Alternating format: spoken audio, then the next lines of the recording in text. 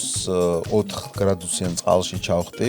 უცნაური რაღაცები ხდება რა, გონება აღარ მუშაობს ისე და შინაგანი ორგანოები ხდება მიკროჩაქცევები, მას სჭირდება ესა აღდგენა ამ ხანგრძლივი დატვირთვის დროს რაღაც.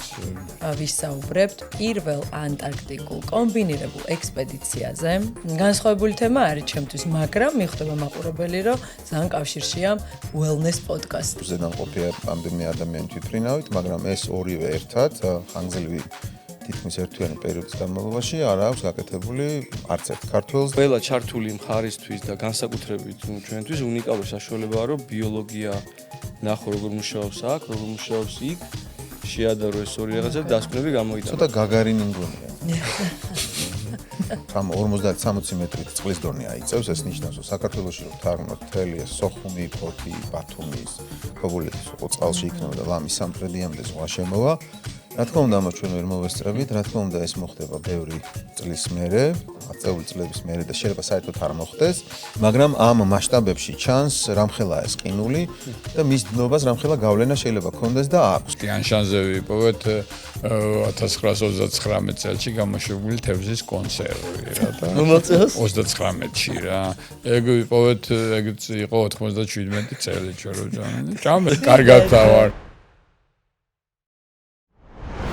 გამარჯობა, თქვენ უყურებთ wellness podcast-ს, მე ვარ თაკო ბასილია. დღეს ჩვენ ვისაუბრებთ პირველ ანტარქტიკულ კომბინირებულ ექსპედიციაზე და ჩვენი თემა იქნება კლიმატის ცვლილებასთან ადაპტაცია. ჩემი სტუმრები არიან ბიძინა გუჯაბიძე, გიორგი გოცირიძე და სანდრო ნოზაძე. თავად წარადგენენ ჩემი სტუმრები თავიანთ პროფესიებს, ესე ვთქვა, ხო? სანდრო ნუტრიციის კოუჩია, მყოლია ხშირად გადაცემაში. გამარჯობა, მოგესალმებით, კეთილი იყოს თქვენი მობრძანება ჩემს პოდკასტში და განსხვავებული თემა არის ჩემთვის, მაგრამ მიხვდება მაყურებელი, რომ ძალიან კავშირშია wellness podcast-თან და დავიწყოთ. გამარჯობა, მე ვარ გიორგი გოცირიძე, პროფესიით გეოგრაფი, ამ ექსპედიციის იდეის ავტორი ერთ-ერთი და კლიმატის ცვლილებასთან დაკავშირებულ საქმიანობაში ჩართული ბოლო 30 წელი. ძალიან მნიშვნელოვანი. გამარჯობათ, ბიძინა გუჯაბიძე, ვებერი მთამსვლელი, საერთაშორისო სამთო გიდი, სიმაღლეზე უსაფრთხოდ მუშაობის ექსპერტი, ყოფილი გეოლოგი. თუმცა გეოლოგები ყოფილები არ არსებობენ. ძალიან მოკლედ ამ ექსპედიციის შესახებ სინამდვილეში ეს უფრო მეტია ვიდრე ექსპედიცია, ჩვენ ამას დავარქვით პლატფორმა ცისკარი. ამ ცისკარის პლატფორმის შექმნის იდეაში ჩვენთან ერთად და ჩვენს გარდა იმუშაობს მარკეტერების ჯგუფი, Mindset მარკეტინგი და გავუტო ნინო ეგაძე, რომელიც თავიდანვე ამ იდეის კონსოლიდირებაში და ფორმირებაში იყო ჩართული. ეს იდეა პირველ ეტაპზე მოიცავდა ანტარქტიდაზე ექსპედიციის განხორციელებას, უნიკალური ექსპედიციის იმ მხრივ, რომ ის, რასაც ჩვენ გეგმავთ, ის არ აქვს გაკეთებული 150 კაცზე მეტს. ანუ საკმაოდ დაბალი სტატისტიკაა და რაც მნიშვნელოვანია ახლა გაკეთდეს, იმიტომ რომ სტატისტიკა სანამ დიდი გამხდარა, ჩვენ ქართველებმა სხვებს დავასწროთ და სხვა 15 ქვეყანასთან ერთად, მე-16 ქვეყანა ვიყოთ და 151, მე-12 და მე-13-ები ჩვენ ვიყოთ. ეს მოიცავს უმაღლეს მწვერვალზე ასვლას და გადაბმულად მერე სამხრეთ პოლუსზე 100 კილომეტრი, 111 კილომეტრით ხილამურებით მისვლას. ეს ორივე ერთად რთულ კლიმატურ პირობებში იქ ზაფხულია მაგ დროს თბილა, ამიტომ ღამე -50-ზე ნაკლები არ არის და დღე -35-ზე მეტი არ არის. ვინსონზე ნამყოფია ქართველი მთამსვლელი, პოლუსზე ნამყოფია ამდენი ადამიანი თვითმფრინავით, მაგრამ ეს ორივე ერთად ხანგრძლივი თითქმის ერთვიანი პერიოდის განმავლობაში არ აქვს გაკეთებული არც ერთ ქართველს და არც ქვეყანაში 150-ზე მეტ ადამიანს. ამიტომ ეს რაღაცა ფასი, სირთულე, გამოწვევა, რომელიც იწვევს ამ ექსპედიციის მნიშვნელობას, ექსკლუზიურობას, სირთულეს და თავგადასავალს რეალურად არსებობს და გაზომვადია.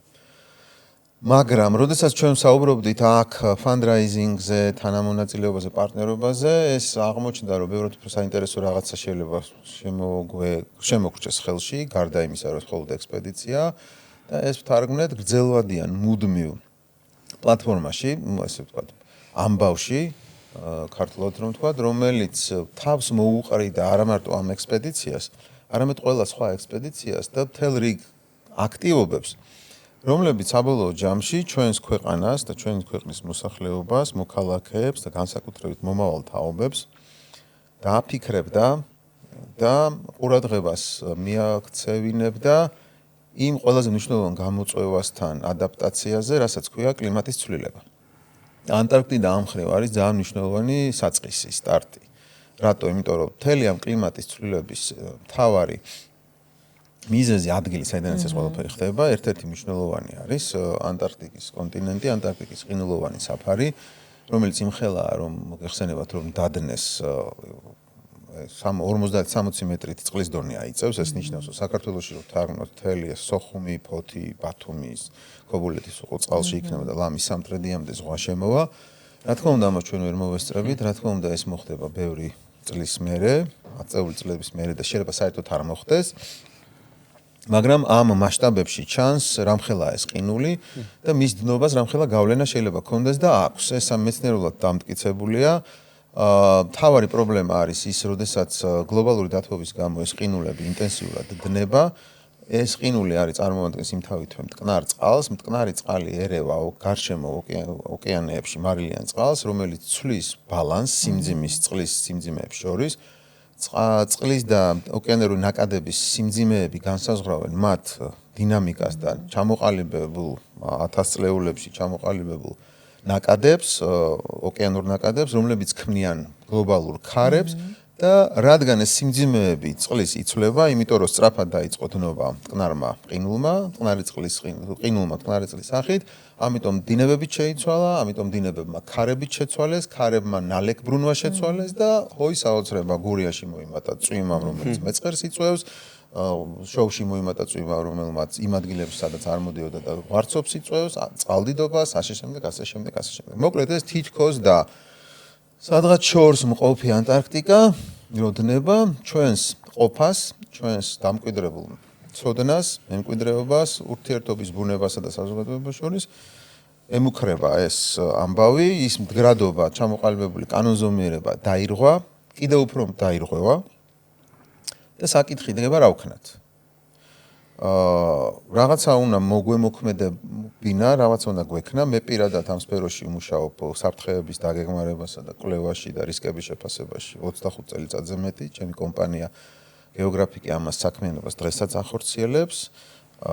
ბატონი ბიძინა თაშია როგორც გეოლოგი და მე როგორც ლეგენდა მთის და ბევრი მთამსვლელის და ბევრი მთაში მოსიარულე სპეციალისტის გამომზრდელი და ეხაც ამ საქმიანობას ეწევა და აქაც ამ გამოწვევასთან კავშირშია, იმიტომ რომ ის მარშრუტები, რომელიც ადრე გადიოდა, სხვანაირი გახდა, მყინვარები, რომელიც ადრე იყო დადნა და ის სხვანაირი არის. ამიტომ ეს ყველაფერი ჩვენ გვიბრუნდება იმით, რომ ორი ვარიანტი გვაქვს. დემოგრაფიული პრობლემების პირობებში, რაც ახლა სახეზე გვაქვს შობადობასა და სიკვდილიანობას შორის ძალიან ნეგატიური კავშირები, მიგრაცია, საცხოვრებელი ადგილის დატოვება ეკოლოგიური თვალსაზრისით, ან ეკონომიკური სუდუხჭირის გამო ქალაქებში ჩამოსვლა, ან სხვა ქალაქებში წასვლა. სხვა ქვეყნის მოქალაქეების სხვა ეკო ან ეკონომიკური ან პოლიტიკური კრიზისების გამო ჩვენთან მიგრირება, ეს ყველაფერი არის ძალიან, ასე ვთქვათ, არასასურველი გარემო და ზემოდან კლიმატის ცვლილება აღმოსავლეთ საქართველოში, გადახურება, დასავლეთ საქართველოში წვიმის და ნალექის ბრუნის შეცვლა და საბოლოო ჯამში ცხოვრების გარემო ისე იცვლება, რომ ან უნდა წავიდეთ აქედან, გავიფანტოთ და ჩვენი ადგილები დავცალოთ და სადღაც სხვაგან შევაფაროთ თავი და სხვანაირად ვიცხოვროთ, ან უნდა დავრჩეთ აქ, მე ამის მომხრე ვარ და შევეჩვიოთ, შევეგუოთ და ვისწავლოთ ამ გამოწვევების წინაშე წავდგეთ და როგორ ვიცხოვროთ და ვადაპტირდეთ. ანუ სიტყვა ადაპტაცია ამ შემთხვევაში არის წამყვანი გვაკუთხედი. აი ეს ანტარქტიკული ექსპედიცია პლატფორმა ცისკარით არის ქმედება, რომელთაც ჩვენ ვაპირებთ მივიქციოთ ჩვენი საზოგადოების ყურადღება. ნუ ჩვენ შეგვეძლოთ სადღაც ავსულიყავით საჰაერო ბუშტი და გადმოხტარიყავით, ან შეიძლება სადღაც არ ვიცი ჩამძვრალი ყავით, მაგრამ ანტარქტიკა ვარჩიეთ, იმიტომ რომ ჩვენი პროფესიის ნაწილია, მე მყინვარებს ვიკვლევ, ბიზნესის მთასვლელია. მესამე ჩვენი ექსპედიციის წევრი გახლავთ ნიკა ლებანიძე, ცნობილი ამბის მთხრობელი, სტორითელერი, ქართულად რო ვთარგმნოთ, რომელიც არის ძალიან ცნობილი საერთაშორისო დონეზე ოპერატორი, რეჟისორი, დოკუმენტალისტი და ეს სამი ადამიანი ვფიქრობთ, რომ ჩვენი ამ თავდადებული ექსკლუზიური ექსპედიციით შევქმნით ამ ყურადღების მიზიდულობის ცენტრს, რომლითაც ჩვენ ციფრულ სამყაროში, ციფრულ პლატფორმებზე თქვენსავით საინტერესო პოდკასტებისა და სხვა პოდკასტების კოლაბორაციით, ან მიზიდვით, ანუ ჩვენ ალტერნატივის შექმნას არ ვფიქრობთ, უბრალოდ ვფიქრობთ, რომ ყველა ესეთ საზოგადოებაზე გავლენის მქონე ცენტრების, როგორც თქვენი არის, მომართვა მოხდეს ჩვენ ერში მნიშვნელოვანი საკითხების გადაწყვეტაზე. ეს რო ვთარგმნოთ ეს ყველაფერი, რა ხელშესახებ რამეს მისცემს ნებისმიერ ჩვეულებრივ ადამიანს, რომელიც თქვენ გისმენდათ, ეხა გისმენთ და მერეც მოგვისმენს კიდევ უფრო კარგად, იმიტომ რომ ჩვენ ცოტა გაყინულები, დაღლილები, მაგრამ მაინც ჩამოვალთ ანტარქტიკიდან და ჩვენ ამბებს მოვყვებით. და ჩავწერთ კიდევ პოდკასტს. ეს გახლავთ ცხოვრების ხარისხი. ცხოვრების ხარისხი, რომელიც შედგება ძალიან მკაფიო კომპონენტებისგან. რას ვჭამთ, რას ვსვამთ, როგორ ხმართავთ სხეულს, რას ვიცვამთ, როგორ გადავაადგილდებით ტრანსპორტით თუ ფიზიკურად, რაზე ვფიქრობთ, რას ვკითხულობთ, რაზე ვოცნებობთ და რას ვქმნით, რა მოტივებით ვიქნებით. ადამიანი არის ბიოქიმიური წარმონაქმნი და ყველაფერს დაწყებული კვებიდან დამთავრებული განწყობით აქვს მნიშვნელობა, როგორი ერი გავხდებით. რახან ვართ, ჯერ კიდევ ერი ვარსებობთ ჩვენი ენით, ისტორიით და თვისებებით, ხო, აი საქართველოს მოქალაქეს ან ქართველს ამდენჯერ ყოფილი ვარ ამერიკაში ან იმაში, რაღაც მოძრაობით, კისრით და რაღაცა ქმედებით ცნობ. ცნობ, იმიტომ რომ იცი, რომ ეს ამ წესების და ამ იმის ნაწილია. მე მაგალითად ვერ მსნობენ ძირითადად არაბულ და აზიურ ქვეყნებში თავისიანად მიმიშნობა. მე არა ვარ კაი მაგალითი, მაგრამ მე ვცნობ. ხო და აი ეს ქცევა არის ჩამოყალიბებული რაღაც ბიოქიმიურ ეთნოკულტურული რამ. რაც განაპირობებდა რა ისწავლა, რა წაიკითხა, რა ჩაიცვა, რა ჭამა და ასე შემდეგ. როგორ ზის, როგორ იქცევა და ასე. ამიტომ ვფიქრობ, რომ დღეს შევეხოთ ამას, ჩემი აზრით საინტერესოა, მაგრამ მომავალში მნიშვნელოვანი იქნება ვილაპარაკოთ აი სანდროს პოდკასტებს რო ვუსმენ. იმდენამეს ვსწავლობ ძალიან ბევრ რამეს და დიდი მადლობა მას და თქვენს მადლობა რომ შესაძლებლობას ქნით და კიდევ უფრო საინტერესო იქნება ალბათ რომ დავამატოთ აი მთაში მთამსვლელები ან სამთო აქტივობაში ტურიზმში ჩართული პროფესიონალები როგორ ვიკვებებით ჩვენც კი არა გვაქვს მაგალითად შეთანხმებული აი არ მეც დღესაც არ ვიცი კი რაღაც ჩამოყალიბებული წესები გვაქვს მაგრამ ბიძინა რას ჭამს, ოდესაც უშბას აკეთებს წელიწადში ორჯერ. მე გაგიზიარებდით, ან მერე შეგვიძლია ამაზე ვილაპარაკოთ, რა მივაგენი. საინტერესო იქნება ამის მერე ინტერპრეტაცია სანდროს პროფესიული კუთხით. თქვენი ჩართულობა, რომ რამეს თუ მივაგნებთ ეხლა, ან მერე, ან ანტარქტიდიდან ჩამოსულებით, რა საინტერესო წესებზე, ან მიგნებებზე, ან ცა ასე ვთქვათ, გაიდლაინებზე იქნება კარგი რომ დამკვიდრდეს ეს ყველაფერი და ადამიანმა იცოდეს რომ მიდის მთაში, რა სიხურავს, რა სჭამს, რა მეაქვს მაგალითისთვის, აი და მორჩები ამით გავხსნით დისკუსიას. ჩვენ სპორტული ცხოვრების დროს ახალგაზრდობაში, რა ვიცი, ფეხბურთი იქნებოდა, კალათბურთი, ალპინიზმი იქნებოდა, რა იქნება? ვარჯიშის დროს წვნელი მე მეუნებოდა ყველა. რომ წყლის დალევა არ შეიძლება. რომ მორჩები ვარჯიშს საათნახევარი წყალი არ უნდა დალიო. და მაგალითად აი ბოდიბილდერებშიც გამიგია და მორბენლებშიც რომ წყალს რო სვამ, ყუთში ჩადის წყალი, თელი სისხლი მიდის ყუთში და პერიფერია არ მარაგდება იმით კუნთების აღდგენით და წყალი არ გაბედოთ არ დალიოთ. როცა გავიცანი მაგალითად 90-იანების ბოლოს 2000-იანების დასაწყისში შვეიცარელი ან ავსტრიელი სკი ტურისტი ქონდა წამოღებული წყალი ოხრად, გამიკვირდა რა ამის თრევა რა თქო და შიგნით ურევდა ვაშლის წვენს. და ეს იმით შლანგით სვავდა. მე კიდე ახლემივით არ ვეყავს ნახავდი არ ვეკარებოდი ეს ამბობდა რომ ყოველ 100 მეტრზე რაღაცა რაოდენობა წყალი უნდა მიეღო რომ ვერტიკალურზე რომ არ გამოფიტულიყო ეხლა თუშეთში ვიყავით ერთი 5 წლის წინ ზამთრის ექსპედიცია გავაკეთეთ და 5 ავსტრიელი იყო 5-ევეს ქონდა ზურგზე მოკიდებული წყალში გარეული წვენი და სულ აესე სვავდნენ და ბოლოს მე დავყებოდი და ცოტა მომაწროპინა მაგალითისთვის აი ან მაგიქე მოვარული ამბავი რომ თაში რო ადიხარ სასმელი ხო მიგაქვს არ მიგვაქვს სასმელი დოდნა ვიღოთ ენა გავუსვა ანუ ალკოჰოლი ხო მაგრამ ნუ ძალიან ბევრს მიაქვს იმისთვის რომ გატყრეს უკაცრავად ამ სიტყვისთვის და სიცივეს მოერიოს ალკოჰოლი ეს თხილამური არის ერთადერთი სპორტული სახეობა რაზეც ვითომ ალკოჰოლი მოსულა ხო აი ძალიან ბევრი არ ვიცი არ მე მეკრონო რომ თუნდაც ეს ძალიან მოეწონება რასაც ჩენი ძახი არა ვითომ მოსულა მე მგონია რომ არ მოსულა მე როგორც მაძველი მაშველი წინააღმდეგი აი ეს არის ბევრი და ალბათ გაგახსენდებათ და მიაგნებთ თქვენს მეხსიერებაში საკითხებს სადაც ნუ ჩამოუყალიბებლები რას ვაკეთებ წყალს ვსვავთ თუ არ ვსვავთ 2500 წყალზე უკვე ჩამოვყალიბდით რომ ყველა ვარიანტი ვსვამთ მაგრამ ჩემ ბავშვობაში ესე იყო რომ ცურვაზე რო დავდიოდი ტრენერი ზემოდან მაკონტროლებდა რომ წყალი არ დამელია და ეხაც მახსოვს ის წყურვილი როგორ ვიტანჯებოდი ძალიან კი მაგრამ მე მგონი შევთანხმდით ხო უკვე ხო ალბათ მან გააჩინა ვარჯიშის ინტენსივობას და რაღაც შემთხვევაში ძალიან იშვიათ შემთხვევაში შეიძლება ეხლა მე რო ვაკვირდები მაგალითად მაღალ ინტენსიურს ამბობ იმას UFC-ს იმაში შუაში შეიძლება რამდენიმე კლუბი დალიონ და იმასგან მაგრამ ეხლა ძირითადში ეგეთ ინტენსივობაზე სპორტი ახლა არ არის ძირითადში არის ახლა შეიძლება თქვი სკიტურზე მიდიხარ და ფეხბურთს თამაშობ ეს მაგას რო არაკეთებ იმდენად ბევრ სითხეს კარგავ რომ ფიზიკურად მაგას რო დაეწიო ძალიან რთულია თუ რაღაც ინტენსივობით 15 წუთში ერთხელ 100 ვერტიკალურ მეტრში რაღაც ინტენსივობით არ იმაში მით უმეტეს როცა თაში შიმშილის ზნობას და წყურვილის ზნობას დაქვეითებული გაქვს. შიმშილი შეიძლება ისე არა, მაგრამ სიცივეში რომ მიდიხარ -10-ში და ეხა თქვერაში ცივლით, შეიძლება ვერც იგრძნო რომ წყურია. იქ უკვე საათობრივად უნდა დალიო. იმიტომ რომ სიცივე იმას განაპირობებს რომ შენ არ ვერ გრძნობ რომ წყურია. და ყველაზე ძალიან მან გჭირდება მარილი გჭირდება, ელექტროლიტები გჭირდება და ანუ ესეთ რაღაცებზე ზოგადად ალბათ განვითარების შედეგად რაღაცებს ვხვდებით და არც არის გასაკვირი, მაგრამ ის მომენტი რომ დღესდღეობითაც კი შეიძლება ბავშვებს ან ფეხბურთის თამაშის დროს რაღაც ელემენტარული მარტივი სპორტის და უგზალავენ წყლის დალევას, ცოტა სიგიჟე მგონია, მით უმეტეს არსებობს, ხო? ინფორმაცია და ყველა შეუძლია მოიძიონ. უბრალოდ ხანდახან ავტომატურ რეჟიმში ვაკეთებ რაღაცებს, რომ ვიღაცამ თქვა და ეს ვიღაცა ვინ არის, არ ვიცი. ძალიან საინტერესოა ბიზნესაც მოусმინოთ მისი გამოცდილება მთაში კვებასთან, წყალთან მიმართებაში.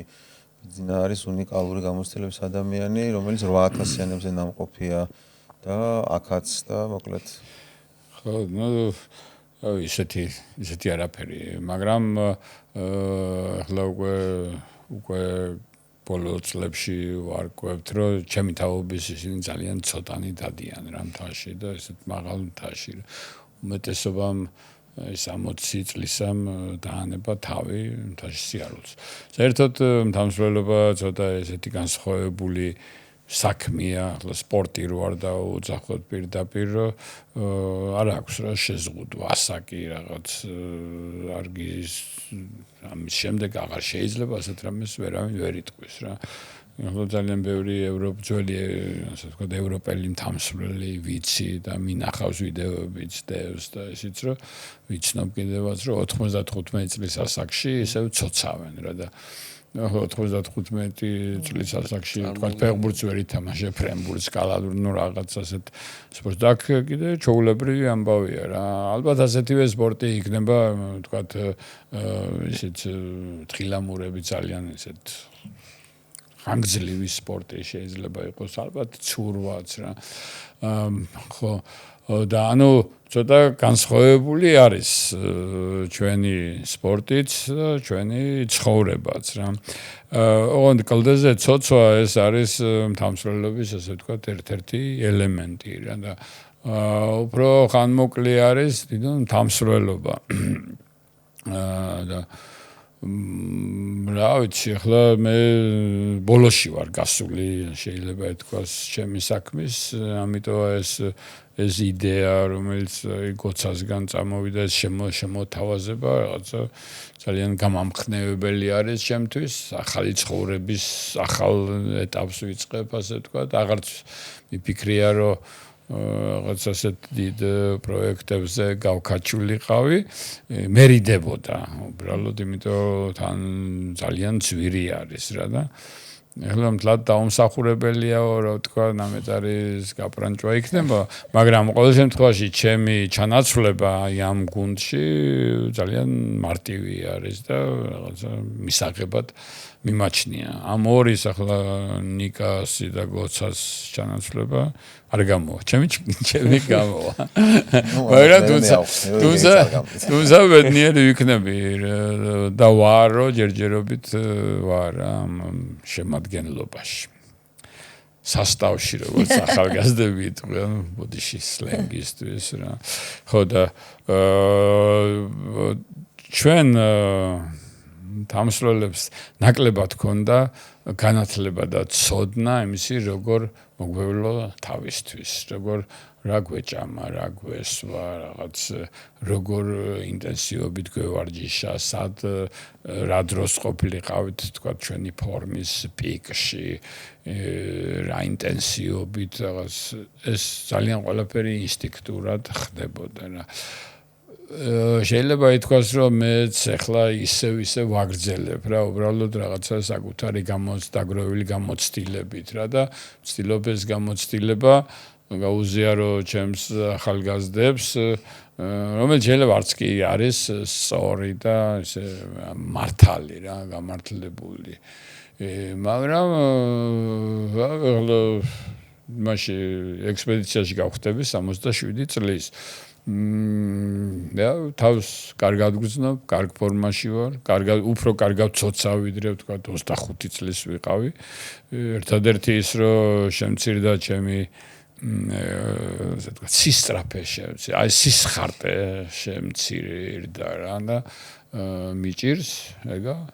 ხანდახან დაღმართი უფრო მიჭირს. დანარჩენი რა ვიცი, ამასმა ძალა რაღაცა ისა დიდან გონებაც მე მგონი კარგად ყოველ შემთხვევაში მე ვერ ვამჩნევ რამე თუ აურია და არც ახალგაზრდებიც ვარ მეუბნებია. ხო და რა ვიცი, იმაზე ხო, დეკემბერში გავხდები 67-ის. 19 წლიდან თაში ვარ. არც ერთი სეზონი არ გამიცდენია, ერთხელ მქონდა ნახევარი სეზონი, დღესაც ვერ მიპატიებია მეუღლისთვის, იმიტომ რომ უკაცრავად ტოქსიკური ორსულობა მქონდა და ნახევარი სეზონი გავაცდინე და დარჩენილი თაში ვარ. ეხლაც გუშინ წინ ჩამოვედი, ხვალ დილას 6 საათზე უკვე უნდა გავიდე მარშრუტზე, ვიყო რომ ხვალ ღამე მარშრუტზე გავიდე მყინვარწვერზე სამუშაოდ რა. ასე ვცხოვრობ. რა ვიცი, თუ ჭამასმაზე იქნება ლაპარაკი, ამაზე ბევრი შეგვიძლია ვილაპარაკოთ, ჩემთვის საინტერესოა. მე რა მიგნებები მაქვს აერითითაც, ასე ვთქვათ, უძლებ ამ ხანგრძლივ ექსპედიციებს, ხანგრძლივ დატვირთვებს. არ არის მარტივი სიმაღლეზე, სადღაც აი ვთქვათ 6100-ზე რომ ცხოვრობ, ვთქვათ, ერთი თვე რა. თან სხვანაირი ცხოვრება არის. საბაზო ბანაკი მაგალითად ევერესტის ჩემიდან ჩრდილოეთიდან არის 6000-ზე. 5600-ია სამხრეთიდან ბანაკი, სადაც იქაც აი თვეები მიცხოვრია და მე ზედა ბანაკებში ხო საერთოდ ირევა ყველაფერი რა, ყველა არ არის ნორმალური. ახლა დაახლოებით 9000 მეტრზე აი თვითმფრინავის თქვა ეს ჰერმეტიზაცია რო დაირღვეს, თქვა აი გამანადგურებლები ან ესენი ესეთი სამხედრო თვითმფრინავები რო დაირღვეს რაღაც რამდენიმე წუთში მე მგონი შეიძლება მოკვდეს რა მფრინავი რა. ხო და ჩვენ კიდევ ცხოვრობთ, დიდხანს ცხოვრობთ და რაღაცა ისეთი მუშაო ხანგრძლივი დატვირთვები გვიწევს რა, თქვა ასულების დროს შეიძლება ეს ასვლა რამდენიმე საათი, ასე 12-18 საათი გაგრძელდეს, 24 საათიც, რა ვიცი, ესეთი ხანგრძლივი ის არის, რომელიც დროსაც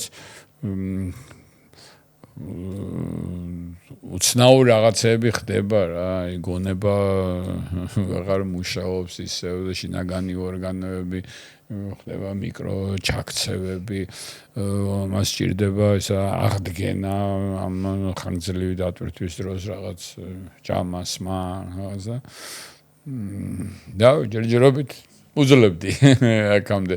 ეხლა ანტარქტიდა ძალიან რა თქმა უნდა ეს ყველა ძველი გამოცდილება სიმაღლეზე გამომადგება და საინტერესო იქნება ამის გამოყენება, მაგრამ აქ კიდევ ახალი ჩვევებიც შემოდის, რა, რომელიც არ ვიცით როგორ გაუძლებთ წინასწარ რასაც ფიქრობთ ეს არის ის რომ ეს ძალიან მუდმივი ასე თქვათ სიცივე ასეთი სადღაც -55-მდე მუდმივი რაღაც ერთ სიმაღლეზე მოძრაობა ყოველგვარი ორიენტირის გარეშე ის რომ ხშირად აი ჰორიზონტიც არ აჩანს რა ანუ ერთი და იგივე სივრცე არის აი მუდმივი დღე ну მუდმივი რა ზაფხული არის და მზე არ ჩადის უბრალოდ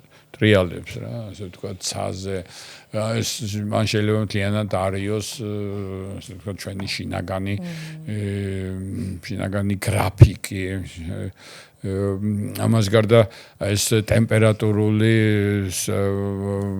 სხვაობა მაგალითად კარავში აი პრიმუსის თავზე რამდენიმე ათეულ შეიძლება 50-60 გრადუსი იყოს ტემპერატურა პლუსი რა თქვათ წყალს რო ვადნობთ ამის თავზე მაგრამ აი 10 სანტიმეტრის იქეთ უკვე -55 არის თითქმის 100 გრადუსი შეიძლება გამოდიოდეს აი ტემპერატურული სხვაობა ხო შემდეგ როგორ ქვია მაგას კარგად არ ვიცი ცხოველმოქმედება ალბათ რაღაცა ხო პროცესი რომელიც ესეთი უხერხული სალაპარაკო არის მაგრამ ყველაფერი მყარი უნდა დავაბრუნოთ იმაში ჩილეში რა ხო და ანუ თხევადი იმისთვის სპეციალური ადგილები არის სადაც შეიძლება ამითი განვითვირთოთ რა ასე ვთქვათ და ბევრი ახალი ჩვევის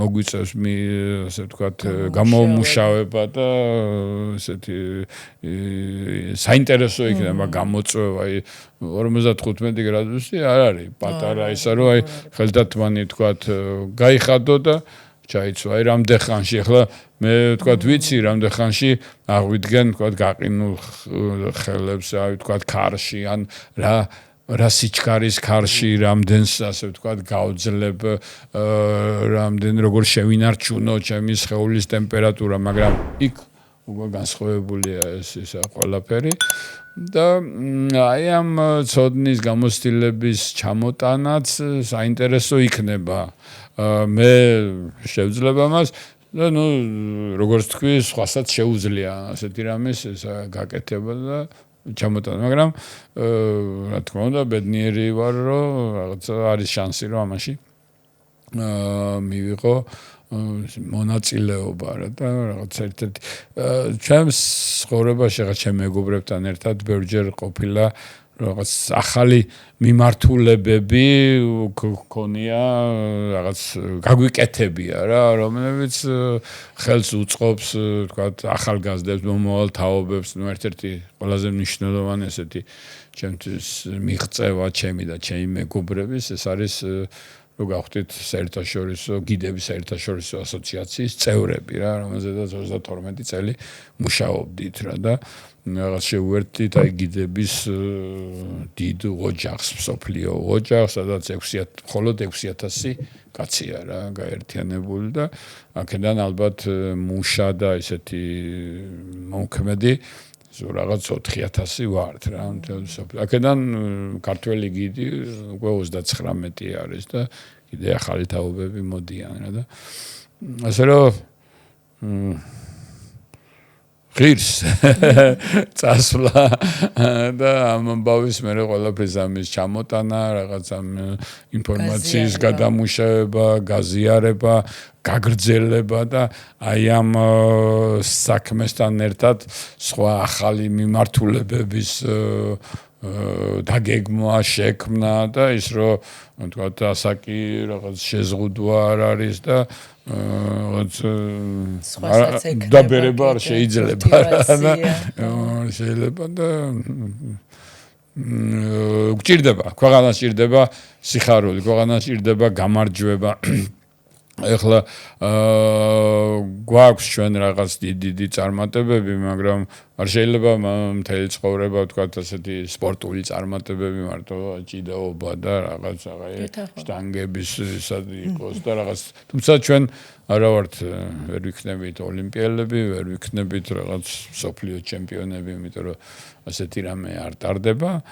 მაშინ, მაგრამ არის ასეთი ისა, ასე ვთქვათ, პრიზი, რომ საუკეთესო ასვლა წლის და რაღაც, რომელიც ოქროს წერაყინით ჯილდოვდება, ეს უკვე ჩვენს ქვეყანას აქვს ორჯერ უკვე, ასე ვთქვათ, მოპოვებული. ასე რომ ჩვენც გვინდა რომ რაღაც ისეთი საინტერესო საქმე, ახალი მიმართულება გავაკეთოთ რა და ბიძინა ამ ასვლით ვინსონზე უკვე დარჩება მე შედარებით მარტივი მთები, მიღწევადობის და ღირებულების თვალსაზრისით და ყველაზე რთული ეს არის სიკვდილის ფასის გამო და მე 7-3 ანუ 7 მწვერვალის სტატუსის მფლობელი იქნება, ამიტომ მასზე არის მთელი ყურადღება ამ ექსპედიციაში. ეს ძალიან ასე ვთქვათ თავდაბლურად იძახის ნეტა ჩვენ მე და ნიკა დავეწიოთ მას ამ ექსპედიციაში. როგორც თქვა, ასაკს მნიშვნელობა არ აქვს, ხო და აი ეს მთელი მემკვიდრეობა ამ ცოდნის საბჭოთა პერიოდიდან დღემდე ამდენი გამოცდილებით სიმაღლეზე, შორს, სიცივეზე და პლუს ყველაზე ექსტრემალურ ნაწილში მასთან დაკავშირებული და მისი პრიზმით დანახული ყვება, ჩაცმა, ქცევაზე ცოდნა დარწმუნებული მე ვხედავ ლექციას ის კაკულერ მე ვხედავ დაკითხულობს ლექციას ყვებაზეც ცმულობაზეც და ჩემთვის ყველაზე ის იყო კონფლიქტური იყო მე მიდრეკილი ვარ სიმსუქნისკენ და სულ ჭირდება თავის კონტროლი მთას რო შევეში ტრავმის გამო 2 წელიწადში მოვიმატე 60 კილოგრამი და ამ 60 კილოგრამით დავდიოდი პლუს 60 ნამატი კილოგრამით 15 წელი დავდიოდი. წყალი არ დამილევია ფაქტიურად მარტო კოკა-კოლას ან სპრაიტს ვავდი და ესე ვცხოვრობდი მეგონა რომ ცხოვრება დამთავრდა. და მე დევდორაკი ჩამოწვა, დევდორაკი არის ჩემ პროფესიაში ისეთი როგორ გითხრათ, აი როგორც რომ ევერესტი. ხო, ევერესტი ალპინიზმში და ვერავედი იქ, იმიტომ რომ ვიყავი ძალიან სუქანი, მძიმე და თავარი სინჯები და ფოტოები არ გაგშენა ნახი და უნდა ფოტოები ვერ გადავიღე და ჩემი ისა რა ქვია, ძირი პროფესიის ის ვერ შევასრულე და მან მივხვდი რომ ესე არ შეიძლება და ის მიუხედავად მოკლედ დავძლია და 4 წელიწადში დავიკელი ისე დავბრუნდი ძველ 60 კილოგრამი 60 კილოგრამი მოვიკელი 60 კილოგრამიანი ადამიანი აი წარმოიდგინე წინიდან ძირითადად ეს წონა წინ იყო განაწილებული 60 კილოგრამიანი ადამიანი ხო შერო ჩამეხუტო და სულ ყურში მეუნებოდა მშიამში ესე დავდიოდი 15 წელი ხო და ეხლა სულ კონტროლი მჭირდება მაგრამ სულ აი ამ იმას რომ დაუბრუნდი რომ სწორად ის ვქნა შენთანაც სანდრო ჩემი კოუჩი იყო არის და სულ დღემდე შევსმაძლე და იქნება ეხლა კიდე უფრო ამაზე ცალკე ველაპარაკებ მეც შეიძლება ვიყო მოსწავლე და არ ვიყო თვითნასწავლი და რაღაც ინსტინქტური და დიდი პატივია რას ვჭამ როგორ ვარჯიშობ და რა დანამატებს ვიღებ და მივაგენი რომ ფანტასტიკური მწვრთნელია, ფანტასტიკური ექიმია, ფანტასტიკური რაღაც ის არის მრჩეველი, მაგრამ ეს ერთიანი სერვისი მთლიანი არ არსებობს. და ეს ერთიანი სერვისი ახლა ალბათ ფეხბურთელებს და მორაგბეებს კარგად აქვს განვითარებული, იმიტომ რომ იქ ფულია, იქ უცხოეთთან კომუნიკაცია, რაღაცა არ ვიცი მოჭიდავებთან როგორ არის, მე მგონი მოჭიდავებს რაღაცა ბუნებრივი ძალა აქვს და რაღაცა ბევრ ხაშლამას და ბევრ ვაშს რო შეჭამენ, მაგრამ ნაშვებია, მაგრამ ალპინიზმში როგორც ჩვენ თქვი ბიძინა, აქ არის ჩვენი პირადი ინდივიდუალური მიგნებები, არ ვიცი, მე არ ვიცი გაიდლაინები, სადაც აი ერთი სული მაქვს დავიწყო ჩვენს მენიუებზე და ლაპარაკი და გავიგო თქვენი აზრი. მგონია რომ აი უკვე ვიცით რა ფეხბურთელს ეს არ მოსდის, იმიტომ რომ იმის რაციონი ცნობილია იყო საბჭოთა საბჭოთა ნორმა, ეხა ალბათ ევროპული ნორმა, გასვენება ამდენი საათი, ამდენი. აი თასში ალპინის ახსენებ იმიტომ გაიდლაინი არ არსებობს. არა, და ალპინის ვახსენებ იმიტომ, ეხლა მე სპორტულად არ დავდივარ, მაგრამ მაგალითად ვაყენებ ადრეული შეტყობინების სისტემებს, ან მზოვავ მყინვარებს რაღაცა თეოდოლიტური მეთოდით და იგივეა თოგზე ვყიდივარ, რაღაცებს ვაკეთებ და აი არ ვიცით, ვის რა გვიხარია სმარტში შევალთ. კი, გასვით. აი სმარტში გასასვლელში, ხო, აი ნიკო რა მოსწონს, ზოგ სმარტი და აი რაღაცებს ვაჭრობ. ეს ვიყიდე უკვე ნიკორაში. ხვალიამ სუბუქია, ის არის, ეს არის. მე მახსოვს საბჭოთა პერიოდში საერთოდ რა მიგნებები ქონდა. თუ რამე დაავადება და გართულება მჭირს გასტროსისტემაში, იუპის ვაზავებდით მყინვარიდან ნადნობ ქვიშიან. შენ ახალგაზრდა ხარ და ზუკოს წვენები. ხან ყურები გზურებოდა, ხან თვალი, მაგრამ მაინც გვიხაროდა ტუჩებზე იჭებოდა ქიმია. ხო, ეხლა სულ სხვა რა. ძალიან მაგარი იყო. ხილათო. შენ ისეთი იმუნიტეტი გაქვს. ეხლა ჩემი დაწერილი დიეტა შენ საერთოდ ისეთები გაქვს გამოვლილი. ანუ ეგ მომენტი მართლა არის. ჩემ ბავშვი ეხლა რო იუპი და ზუკოდის ისეთები გვაქვს მიღებული.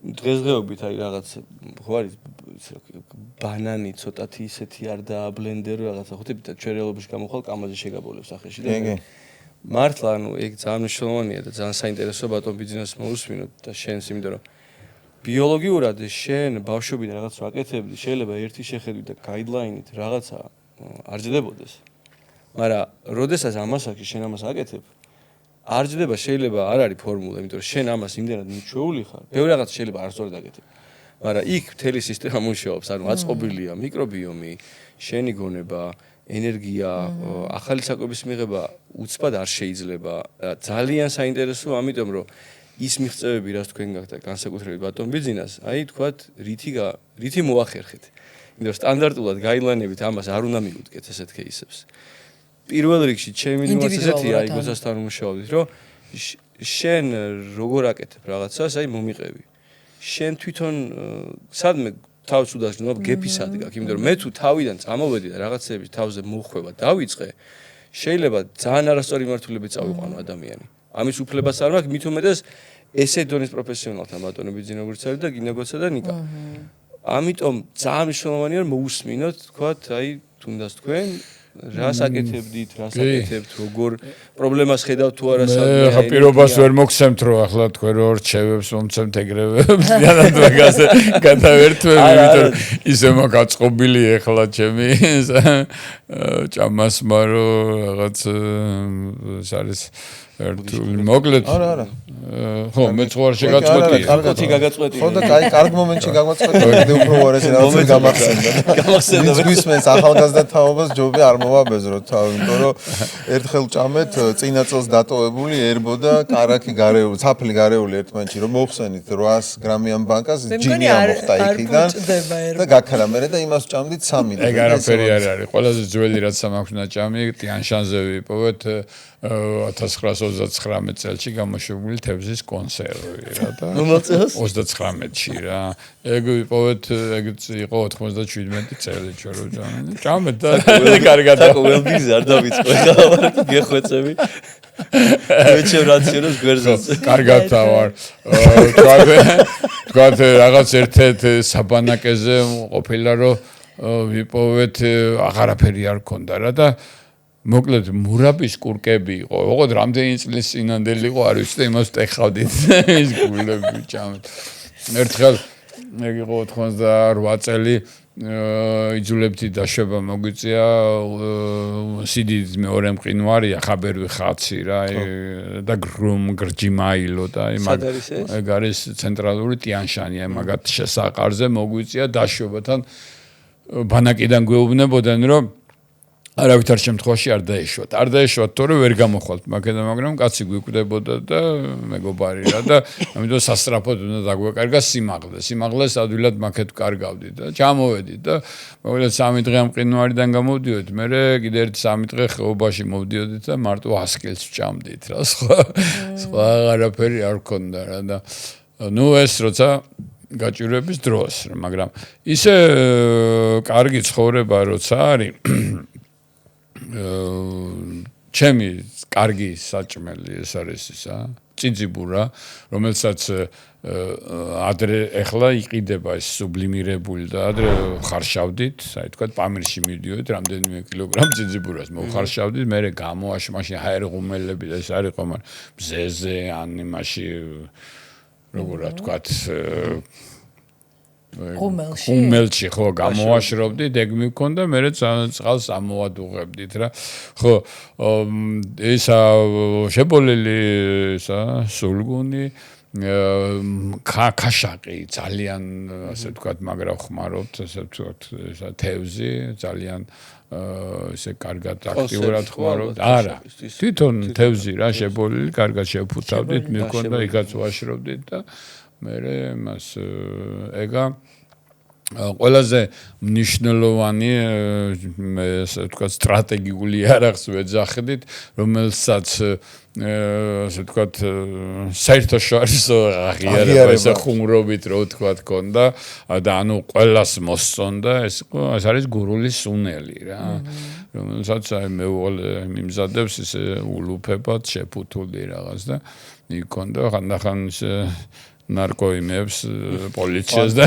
ინტერესი კონდათ რა იყო ორგანიზატორ კომპანიასთან შევათანხმეთ ჩვენ ხო დავჯავშნეთ ჩვენი ადგილები გავიარეთ ტესტირება ადგილები ბუკინგის შევავსეთ ფინანსურად და იქ კითხვა-პასუხის რეჟიმში ვიძინამ დასვა კითხვა რომ სუნელის წამოღება შეიძლება და იქიდან დაზგინდათ ის წამოღება თქვენი სათრევია ყველა ხო ეს ყველაზე ისეთია რომ აი ყველაზე კარგად ასე ვთქვათ ხსნის გემოს მან სადაც აი სიმაღლეზე მე ხუმრობ ხოლმე რომ აი ორსული ქალის მდგომარეობაში ხარ აი ყველაფერი გეზიზღება ვერ ჭამ ვერ სვამ უკაცრავად სულ გულის რევის ხო გულის რევის ისა გრძნობა გაქვს და ისეთია და ეს კიდე ისეთია რომ აი ვინც გასენჯავს მე ყველაფერს აგემრიელებს ხო ყველაფერს ჭამელები ვართ კიდე გავაგრძელებ რომ ისა აი ლავაში მაქსიმუმში მიკრო მასში ვაკუუმში ესე ვთქვათ შეფუთული და აი ძირითადი ისა ეს არის რა თაფლი კარგია მაგრამ ძალიან მოუხერხებელია ძალიან მოკრე ისა ჩვენ ძალიან პატარა სივრცე გვაქვს რა კარავში აი ესე რომ აი ძალიან ახლო ერთმანეთთან სულ ერთმანეთის აი როცა გძინავს ერთმანეთს ვეხებით ზოგჯერ არის რომ ერთდროულად უნდა გადაბრუნდე ერთ მხარეს მეორე მხარეს რაღაც და ამიტომ იქ ერთი პატარა წვეთიც რაღაცა უკვე ძალიან დიდ დისკომფორტს ქმნის და აი ფინიკზე მინდოდა მომეყოლა ჩემი პირველი კიშმიში და მშრალი ისა კი რა თქმა უნდა მიგვაქვს მეგისა და კარგი არის ხანდახან ვაკეთებ ხოლმე მაგას მასე ტყემლის ჭირი ხო გამომშრალი ტყემალი კურკა მნიშვნელოვანია იმიტომ რომ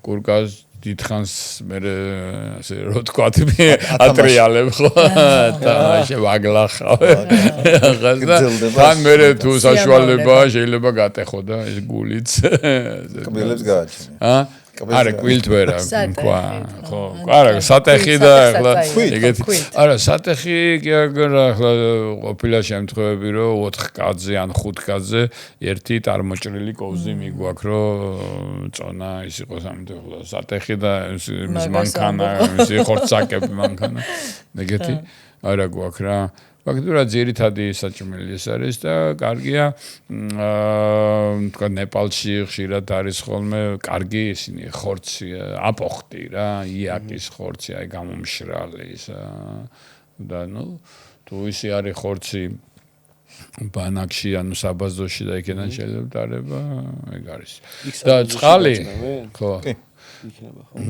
წყალი საბაზოში ახლა აქ კავკასიონზე ჩვენი ბანაკები გვაქვს, ანუ ჩვენ თვითონ ვაკეთებთ ყველაფერს და როცა საბჭოთა კავშირის დროს დიდ ექსპედიციებს ვაკეთებდით მაშინ შუა აზიაში და ტიან-შანში და იქაც ჩვენი ბანაკები გვაქვს, ანუ ჩვენ თვითონ ვამზადებთ ყველაფერს რა. ეხლაც თანამედროვე ახალგაზრდებს მაინც და მაინც არ მოსწონს ეგ ამბავი და ცდილობენ რომ ზარეული ყავდეთ, აი აქ თქვა კავკასიონზე რაღაცა, მაგრამ ჩემთან ვინც დადის, წინააღმდეგი ვარ ზარეულის, იმიტომ რომ ყველამ რო იცოდეს როგორ გეთდება საჭმელი, რა უნდა გააკეთოს, ხო ერთმანეთს რომ მოუარონ, რაღაც ერთმანეთთან შეჯიბრი არის და რაღაც გუნდი უფრო სხვანაირად იქნება ერთმანეთის პარტივისემა რაღაც ურთიერთგანწყობა და უცხო ადამიანი არ არის. სხვა ენერგია, ზარეული ახლა მაინც როცა მოდის ის გუნდის წევრი არ არის ხოლმე რა და აქ კიდე და ასე ვცხოვრობთ. რაც შეეხება წყალს ადრე ჩაის სვამდით ძალიან ბევრს. ეხლა უკვე რამდენიმე წელია ვცდილობ წყალი დავლიო და ახლობით 2 ლიტრამდე წყალს ვსვამ. რა თქმა უნდა ეს წყალი ფაქტიურად მაღალ მთაზე თუ ხარ გამოხდილი წყალი არის და ეხლა უკვე აი მყინვარ წვერზე იმაზე დავიწყე იმის გაფილტრა რა, გაფილტრული წყლისმა, იმიტომ იქ ცოტა ესეთი ანტისანიტარიაც არის, აი მაშინ მეტეოზე რაღაც საშიშია რა, რაღაც რამე არ მოხდეს ეს თოვლის ნადნობი წყალი რაც არის რა. ან ადუღებულს ან იმას ვიცი რომ ახლა ეს კარგი არ არის. მაგრამ გემოსთვის ხანდახან ურევ რაღაც სხვადასხვა რაღაც ქიმიას, აზიზღრობებს, რომლებიც არ მომწონს, მაგრამ თვითონ რაოდენობისთვის მჭირდება ეგ ის. ელექტროლიტების შერევა შეიძლება? ხანდახან ურევ ხო რაღაცა შუშხუნა, იმას ტაბლეტებს, სხვადასხვა იმის. საერთოდ იმაში დიდ სიმაღლეზე დიდხანს ყოფნის დროს ძალიან გზნობიარეები ხვდებით სუნზე, გემოზე, იმას და ამიტომ წყალზე ვამბობ ხოლმე რომ აი ოღონდ განსხვავებული იყოს და უკაცრავად და შეიძლება ფეხის ნაბანად წყალის კიდალიო მეთქი. ანუ ხანდახან რაღაც იმპროვიზაცია გვიწევს რომ აი კეჩუპი და შავი პილპილი და რაღაც ეგეთით რომ გააზავო და რაღაც სხვანაირი გემო რომ მისცე ამას და მოკლედ ეგრევე ცხოვრობთ რა. მარტივად გამოვასწორე. ხო, ძალიან ეს დავამატებ, რომ ძალიან მნიშვნელოვანი უკვე ადგილი უკავია ჩემს იმაში, იმას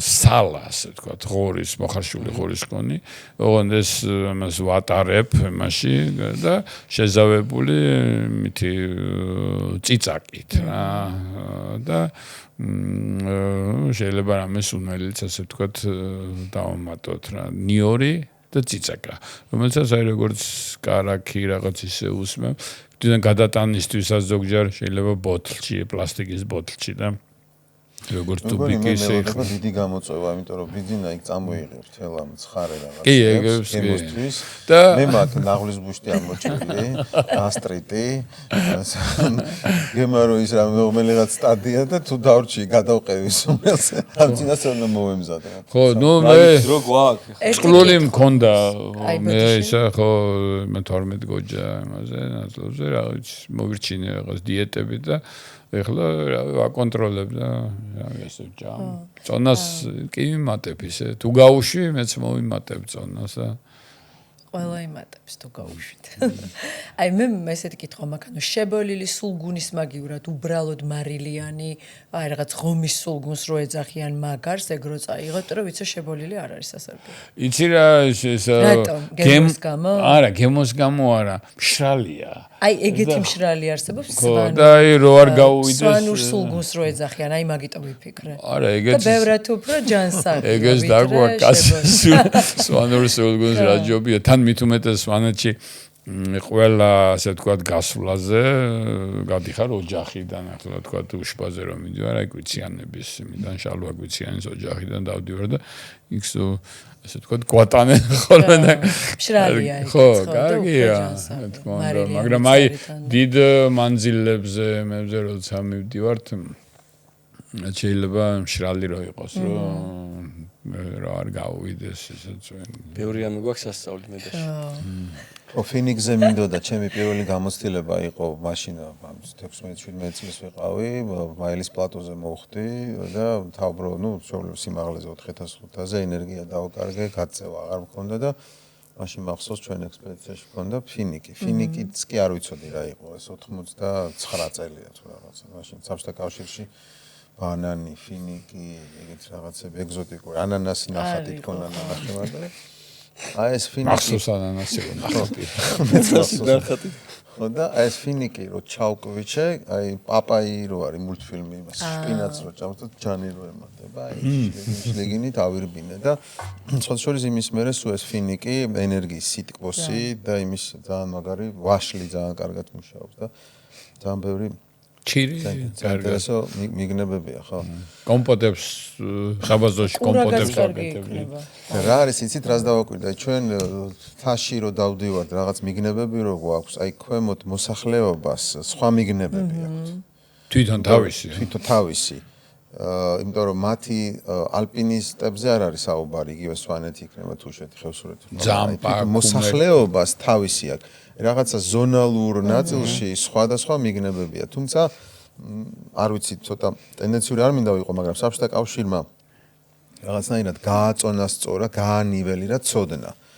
და აი მაგალითად დღემდე მიყვირს, რომ აი ბოტებით დადიან ზამთარ ზაფხულ, მაშინ როდესაც შეიძლება ფეხი ეყინებოდეთ, სათვალეს არ ხმარობენ.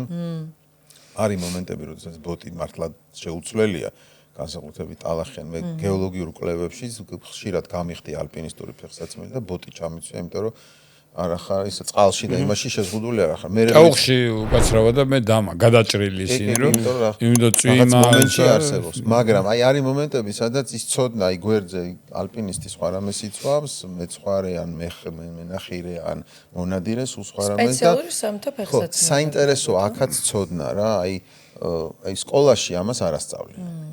არსად არ ასწავლიან რა ჩავიცვა მთაში, რომელი საჭმელი რას უხდება, ან იგივე მაგალითად საქართველოში გეომედიცინის კუთხე, ხო, გეოგრაფიული მედიცინას თავისი სპეციფიკა აქვს, ხო, გურულებს რაღაცა ტიპის დაავადებები აქვთ, კახელებს რაღაცნაირი, სვანებს რაღაცნაირი და აი იქ ამის გაწონასწორება ერთიანობით, საერთოდ ერთიანობა ყველაფერში გვიჭირს ახლა ქვეყანაში.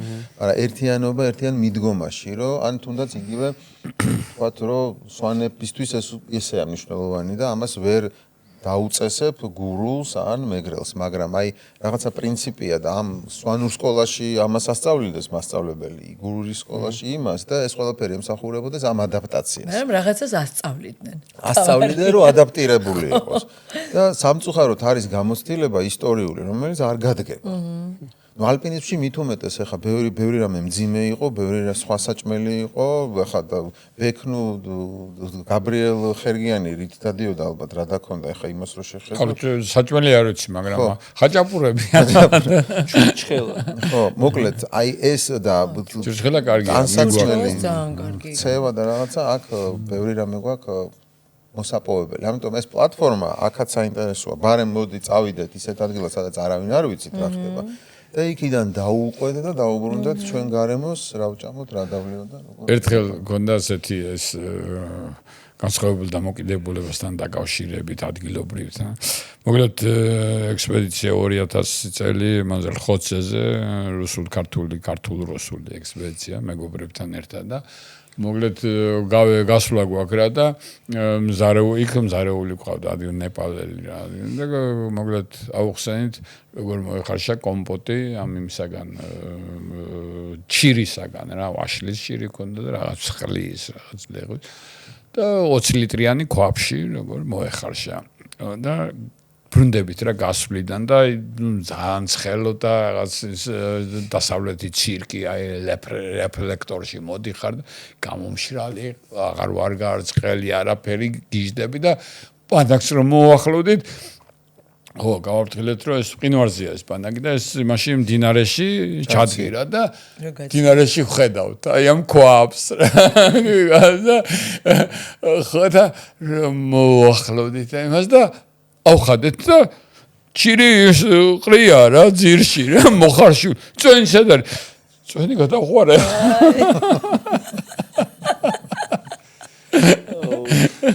ხო ნუ ვერ რავი როგორ სერიოზული ტრავმა ხო აი 20 ლიტრა იმას რო ელოდები კომპოსტს რო წამოწვევი და სანამ შეგიძლია რომ დასვათ არ არის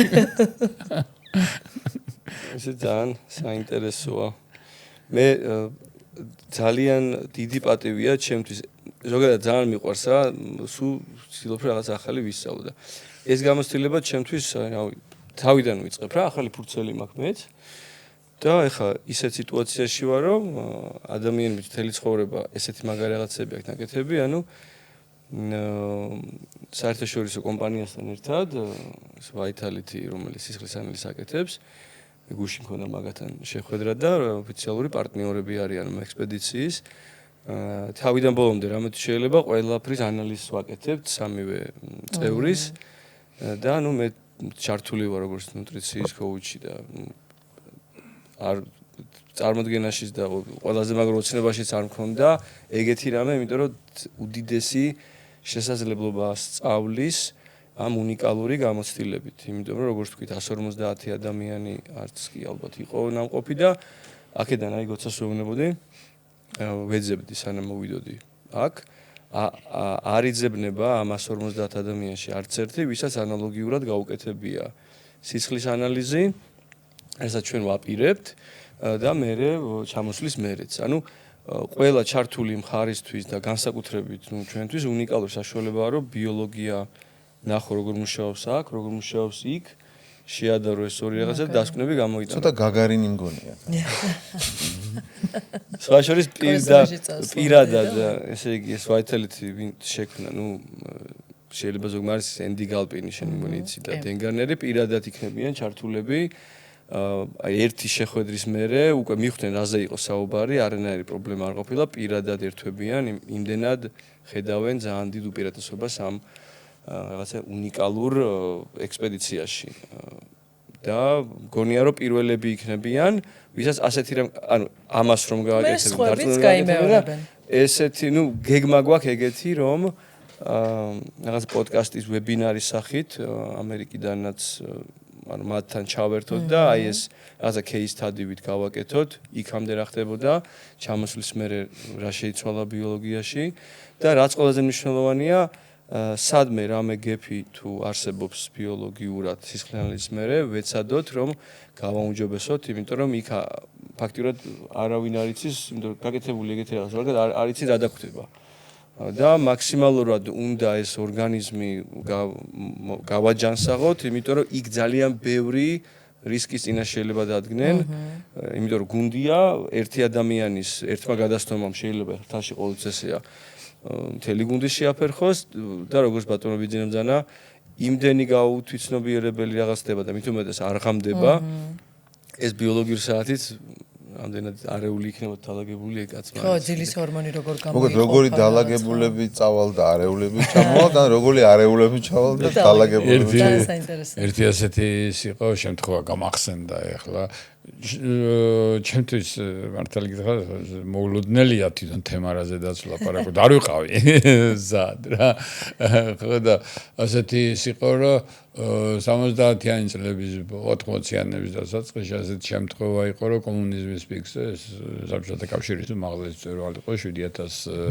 7495 მეტრი ერთი კაცი გახდა აკადემიკოსი იყო ხახლოვი რა ფიზიკოსი რა და გახდა ცუდად რა ასვლის დროს კუჭის პრობლემა ჰქონდა წყრული და ფაქტიურად კუჭი გაუსკდა და მოკლედ უნიკალური სამაშველო ოპერაცია ჩატარდა 6100-დან კომუნიზმის პლატოდან მოხსნეს ისა კაცი და ესე იგი პირდაპირ გადააფრინეს მაშინ დუშანბეში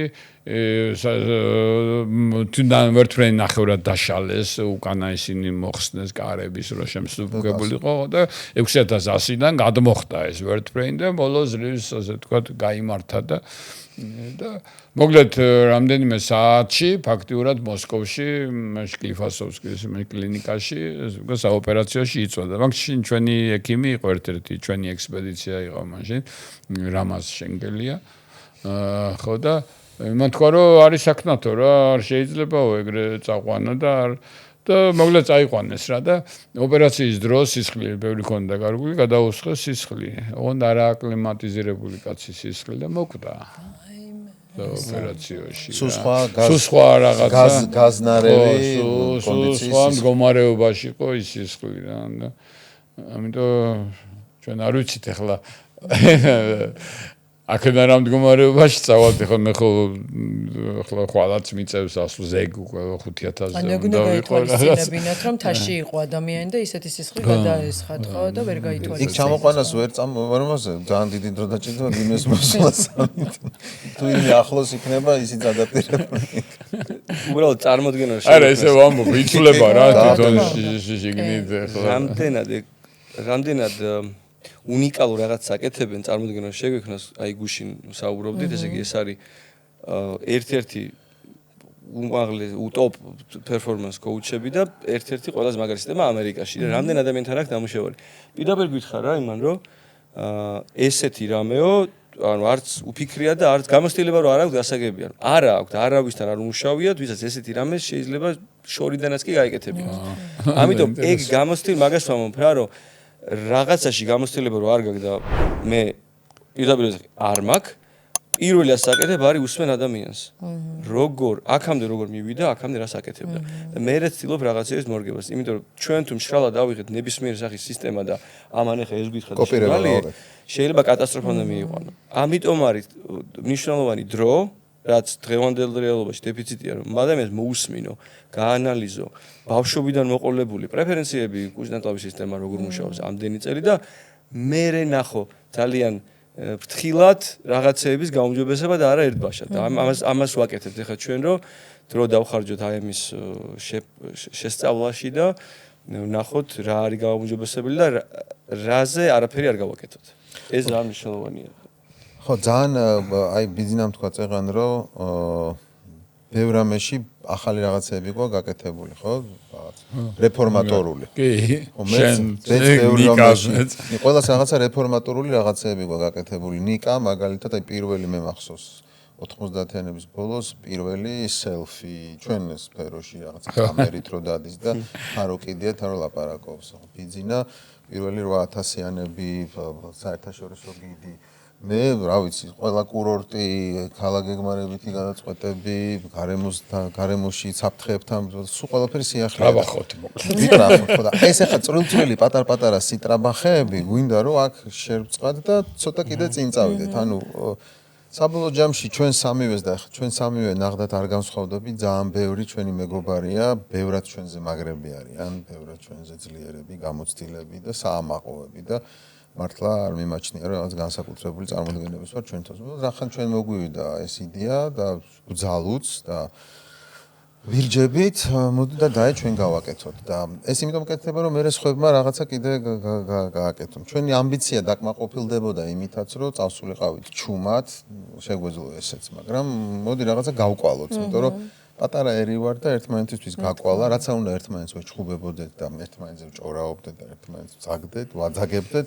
მაინც საბოლოო ჯამში გარეთ რო გავდივართ, ერთნაირად გულშემატკივრობთ ჩვენ დროშას, ჩვენ გენს, ჩვენს ქვეყანას, ჩვენ მოქალაქეობრივ პოზიციას და ამიტომ ვფიქრობ, რომ ყველას გამოადგება ეს ყველაფერი და ყველაზე მეტად ეს მომწონს ამაში, რომ აი სანდროც რო იძახის ესეთი გამოცდილი ადამიანი, რომ მეც აი ხა სუფთა ფურცლიდან ამას ვიწყებ თან ახლა მასში იმდენი ცოდნაა მოგროვებული და ის რო სუფთა ფურცლიდან იწყებს, ესე იგი და ჩვენ ამის მონაწილეები ვართ. კი რამხელა გარღვევას შეიძლება მივაგნოთ. თუ რაღაცა იმას არ მოხსნით ვარსკვლავს, სულ მცირე 100-200 ადამიანი რომელიც მთაში აქტიურად დადის, ის მაინც რაღაცას მოკიდებს ხელს და კიდევ უფრო უკეთესად წავა და მე ვხედავ ბევრ ქართველს. არა მარტო ანტარქტიდაზე. არამედ წინაკაცი უკანაკაცის. სადაც პირველი მithumet შეიძლება რაღაც წარუმატებელი იყოს, მეორესთვის უფრო მეტი წარმატება იქნება. ალბათ 10 წლის მერე გაიდლაინებამდეც მივალთ. ან ვერ მივალ და ვიტყვით რომ ეს ინდივიდუალურია და ყველამ თავისით უნდა გადაწყვიტოს რა ჭამოს და რა დაიხოს.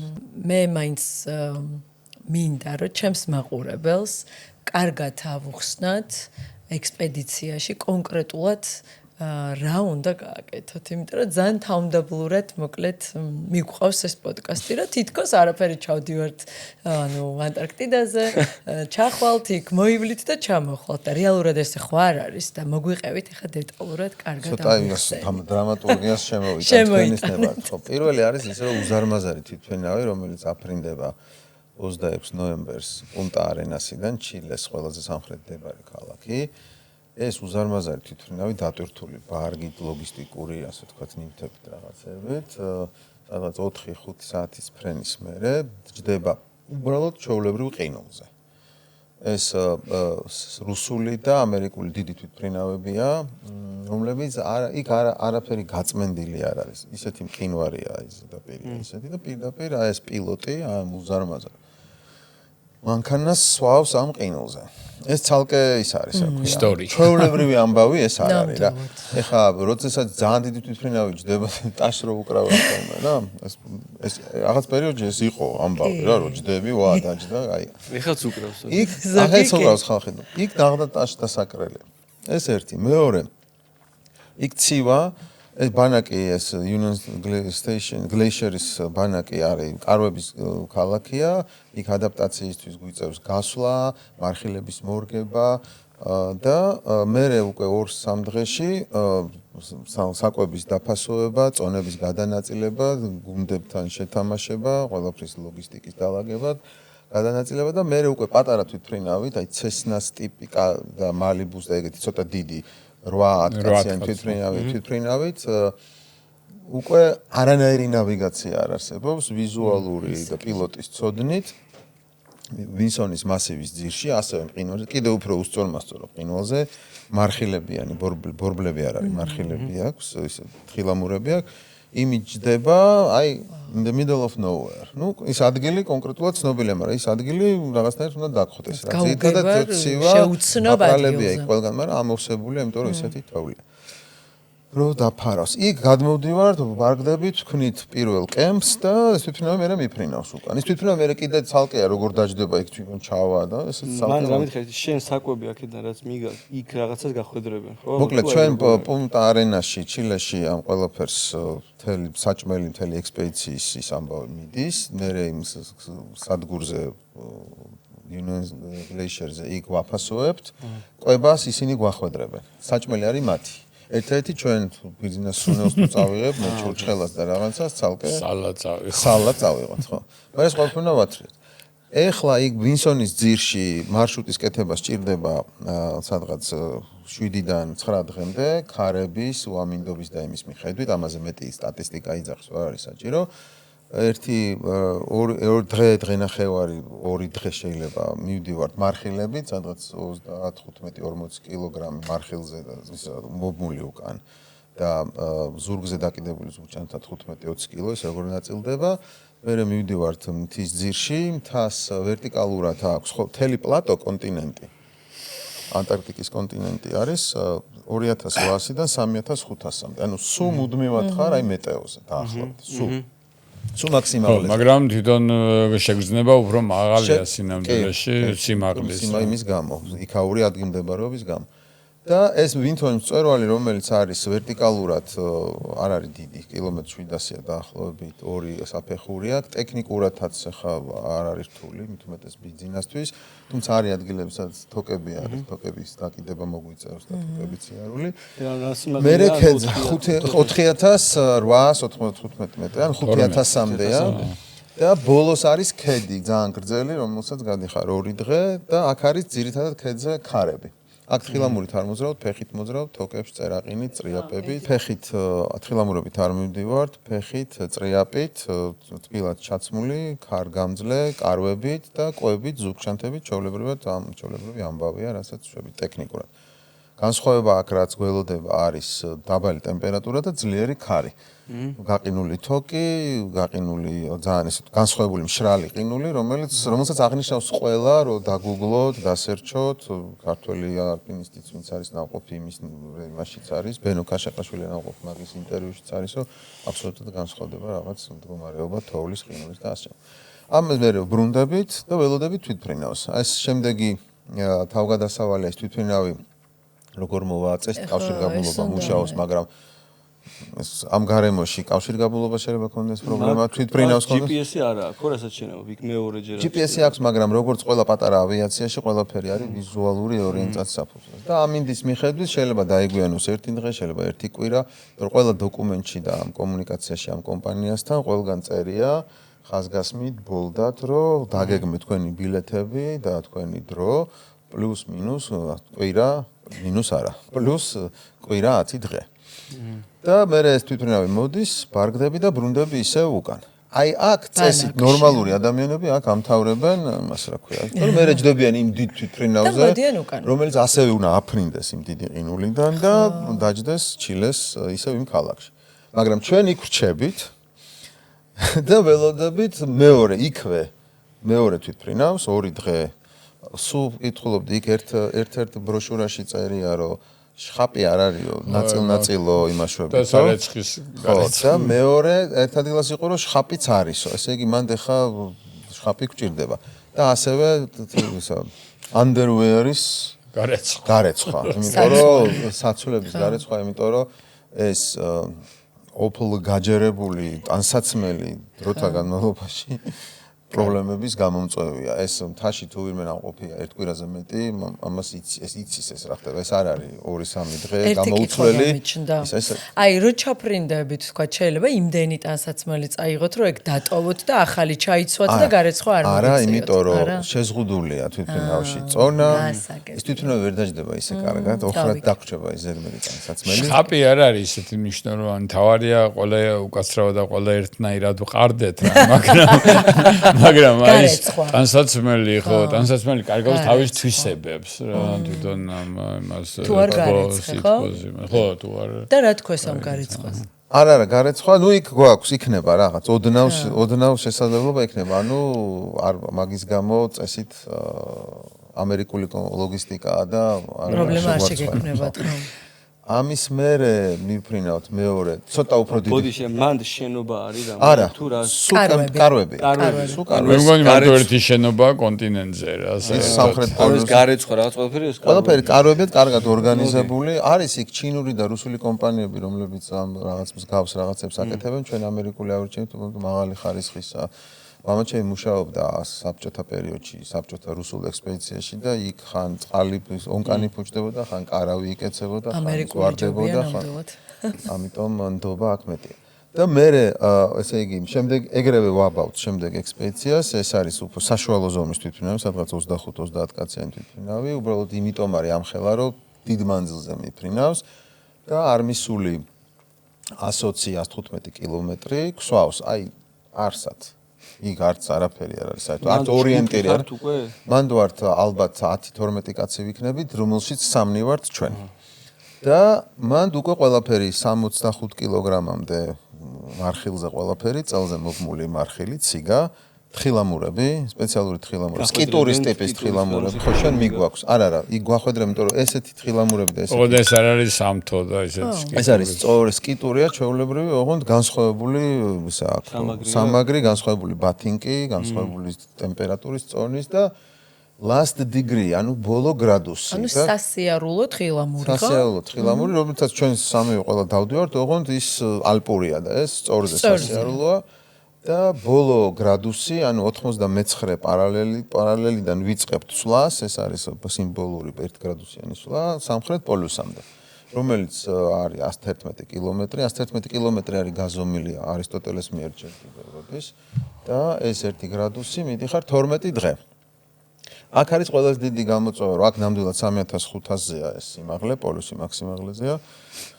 ორიენტირი არ არის მზე წრეზე დადის ნერვმომშელად ერთი დღე ახლა რო ვიყავით იანვარში ძალიან კარგი იყო რაღაცნაირად ხეც გიხარი ერთი დღე გიხარი ორი დღე გიხარი მე როგორ აღარ გიხარია სუმზე აი მზე ესე მოდიოდა თან ჩვენ ცოტა ჩtildeოეთით ვიყავით მან თელი დღე ტრიალებს და რაღაც მომენტში 11-ის 12-ის ნახევარზე ჩადის ესე ჩადის და პირველის ნახევარზე ამოდის და აქ სუწრეზე დადის აქ სუწრეზე დადის ახლა როცა გემზე ხარ ბლეკ ხო, რაღაცას გააკეთე. აქ ალბათ ლუი ვიტონის ისინი უნდა წავე. აი ფილმებში რო გამიჩნდა კითხვა. მაგრამ რითმია აქ სულ სხვა არა რო არ ბნელდება, ის არ არის ჭრიჭინის ხმა რო არ არის კარგად ვერცი. და ეს 12 დღე მივდივართ სამხრეთ პოლუსამდე. მანდ ეხა ორი რამეა. ცივა ძალიან და კაია რო ცივა, მაგრამ რო ცივა გამოწვევა ახელთათმანი კარგად, აი რო ყვებოდა ვიძინა ზუსტად ვიციო, როდის გრამ იქ ვიციო, რამდენ ხანში თუ გამეყინახეთ თითი, არა. ეხლა მყინვარზე ვიყავი წელს აპრილში და მიდან რა ქვია, ჩtildeოეთიდან უბერავდა ქარი. და ეს არათითი არის ყველაზე არათითი იმიტომ ქვია ამას, რომ ყველაზე ნაკლები ბმა აქვს, ნაკლები ნერვული კავშირი აქვს თავად მტევანთან. ყველაზე ნაკლებად გრძნობა და ყველაზე პირველი ეს იყინება, აღწერილია რა და აი აქეთ ამ მხრიდან უბერავდა და ეს ხელი უფრო გამეყინა და ამოვიღე ხელთათმანი იმისთვის, სელფისთვის თუ რაღაცისთვის და კიდე მე მარჯვენე ვარ. დაემთხვა, ესე იგი, აქედან უბერავდა, მარჯვენა ხელი არის მუშა, მოვიხსენი, არათითი არის, სადაც ნაკლებად იკვებება და ეს თითი -25 თუ 28 იყო, მეტი ყინვა არ იყო. და ეს თითი წამეყინა, რომ ჩამოვედით 3 დღე გაბუჟებული მქონდა რა და 3-4 დღის მერე ხა თვისება ვიცი რომ აღდგება არაფერი არ არის ვავარჯიშა. თან მნიშვნელოვანი რომ სიცხეში გუდაურს ჩვენ ესე გვასწავლეს რომ თოვლით უნდა და ის მაგრამ იქ ვერიზა მაგრამ სულად გასწავლეს. მართლა მოვითხარ არ არის სწორი მითებია დალევ ალკოჰოლი და მეც ჩემ შვილებს ესე ვასწავლი გითხარით აბა როგორ არის კაი გააგრძელეთ და მე იქ ესეთი ხელთათმანებია ვიდეოებში და იმეებში ჩანს დახურული აი აქ ჩვენი გლოუს ისინი რო დადიან ხო შეფოთო ხო დაახლოებით ეგეთია იმიტომ რომ ქარების უბერავს ძირითადად ჩვენსკენ უბერავს მე თუ დაკვირვები ხარ პოლარულ იმაში პალარნიკებს ხო ესე აქვთ აი მელის და ცხოველის ბეწვები აქვთ იმიტომ რომ ხა ალპინიზმში ამას არ იყენებ მაგრამ პოლარულ გარემოში ამას იყენებ იმიტომ რომ სხვა ტიპის ტანსაცმელია ამასი გახვედრებენ არა აღჭურვილობას თოკებს მარხილს კარვებს და საჭმელს გახვედრებენ მაგრამ ამ პირად აღჭურვილობას და ტანსაცმელს ყიდულობთ ჩვენ ცალკე ჩვენი ხარჯია და ვინსონს ჭირდა აქვს თავისი წესები, იმიტომ რომ იქ უნდა იყოს მსუბუქი და თბილი, იმიტომ რომ აღმართზედი ხარ. და იქ არ არის აუცილებელი იყოს ისეთი მსუბუქი, მაგრამ კიდე უფრო თბილი უნდა იყოს. და იდეაში იქ სხვა ტანსაცმელი გინდა, მაგრამ როგორც მეკითხეთ, ჩვენ ორ-ორი ჩემბოდნით ხო ვერ წავალთ, ამიტომ ჩვენი კითხვა იყო, რომ იმათი პასუხი, რომ თქვენზე ავაწყობთ კომბინირებას. ეს გაკეთებული აქვს რამდენჯერმე. მაგრამ კომბინირებას ახლა ჩვენ ვაკეთებთ, იმიტომ რომ იმ ჯგუფში ჩვენ ვართ ის 3, იქაც და იქაც, რომელიც ამას ორივეს ვაკეთებთ. ჩვენზე ააწყეს მთელი სეტი ტანსაცმლის, რომელიც ოპტიმალურია იმისთვისაც და იმისთვისაც. ანუ სადღაც ნიშნავს, რომ ვინსონისთვის ცოტა მძიმეა და იმისთვის ცოტა ცივია.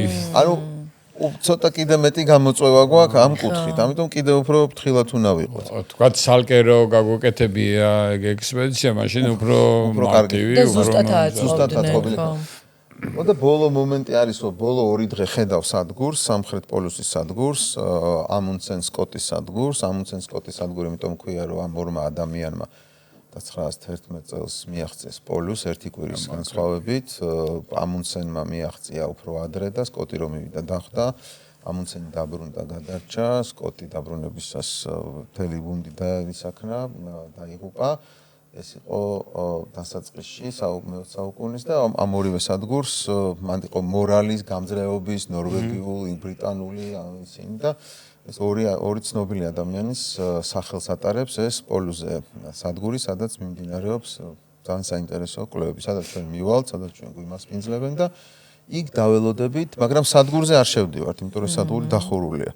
იქაც კარვებში პოლუსზე, ყველაზე ცივ ადგილას პლანეტის დედამიწის ზურგზე ველოდებით იმ საშუალო ზომის თვითმფრინავს, რომელსაც ასევე შეიძლება რაღაც მომენტში დააგვიანდეს და ის წამოგვიყვანს უკან in Union Glacier Station-ზე და იქ ორ დღეში წამოვალთ ისევ ჩილეში.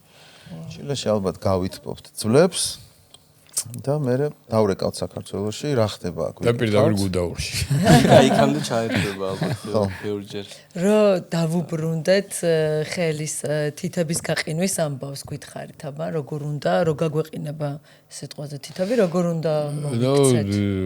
ჯერთი ხელთათმანი უნდა იყოს კარგი.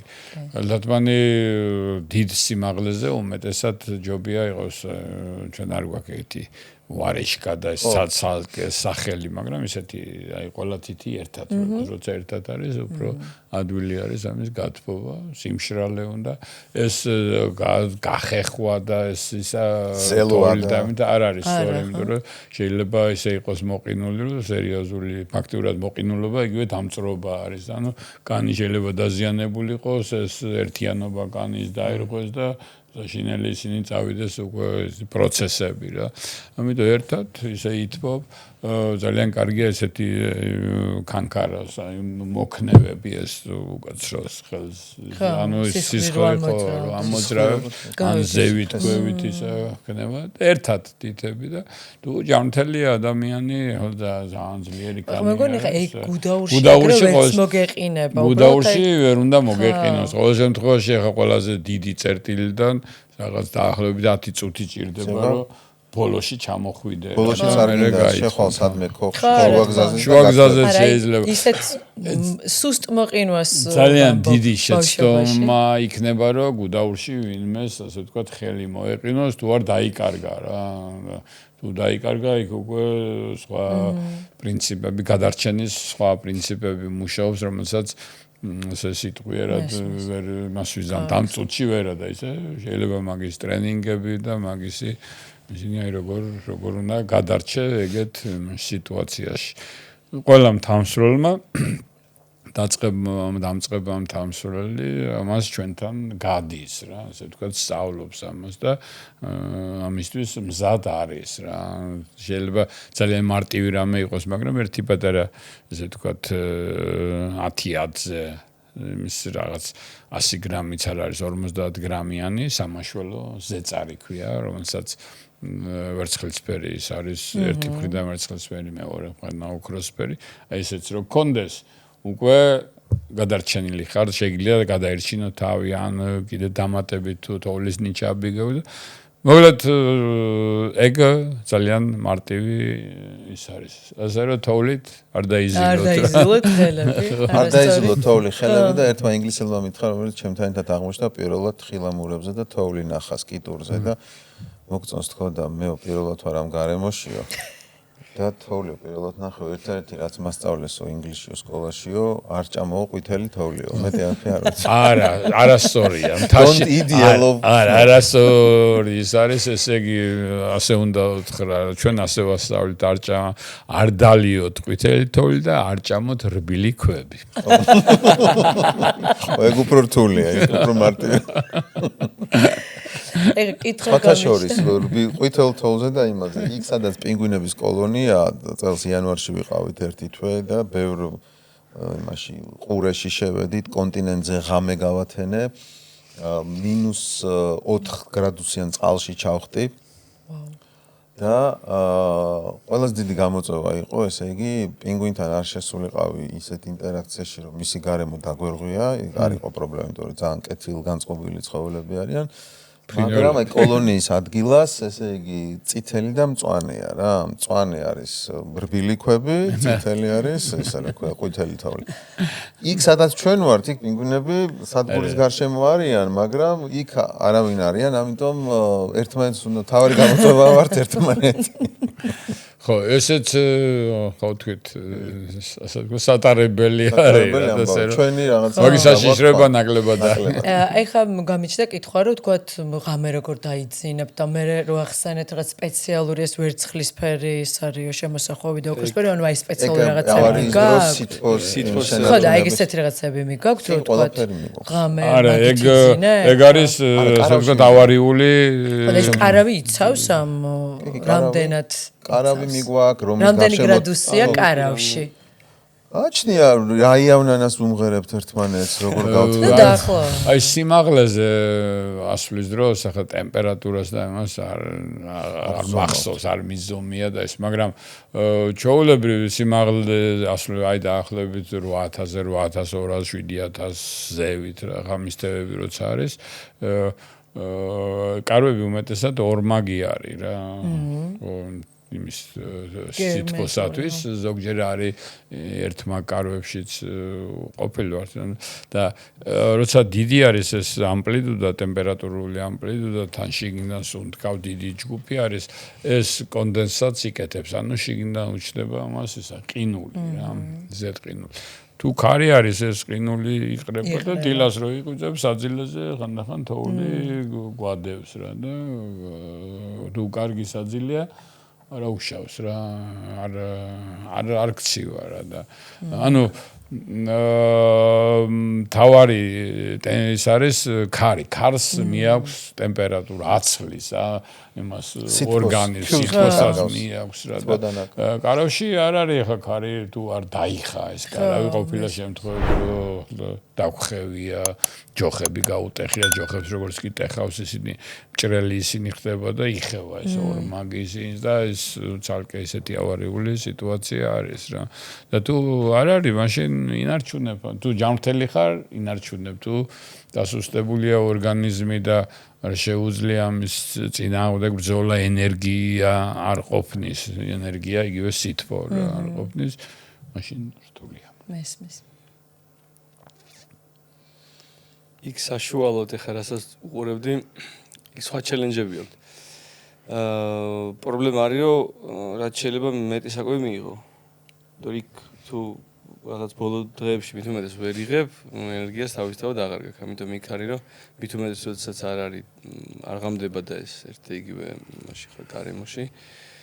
არ გაქვს საშუალება, რომ ჯერ ესეთი მიხვდე და საათობრივად მაგით მე რაც თეორიას ვამბობ, რაც მაგაც აიძაც ეგეწერა, რომ რაც საათობრივად ეს მე როგორც ვიცი, ჯერ დადიან 9 საათს წარმოიდგინე. მე როგორც ხო 9 საათი გიწევს რამდენი კილოა? 65. 65-ია მარხილზე და იქ არის 35 და 25. ხო, ნუ კაი ბლომად ათრევ რა. და იქ რაღაცა საათში ერთხელ ჩერდები მე მგონი, რომ ის მიიღო საკვები, ენერგობარები, რაღაცა ბევრი ენერგობარებია იქა.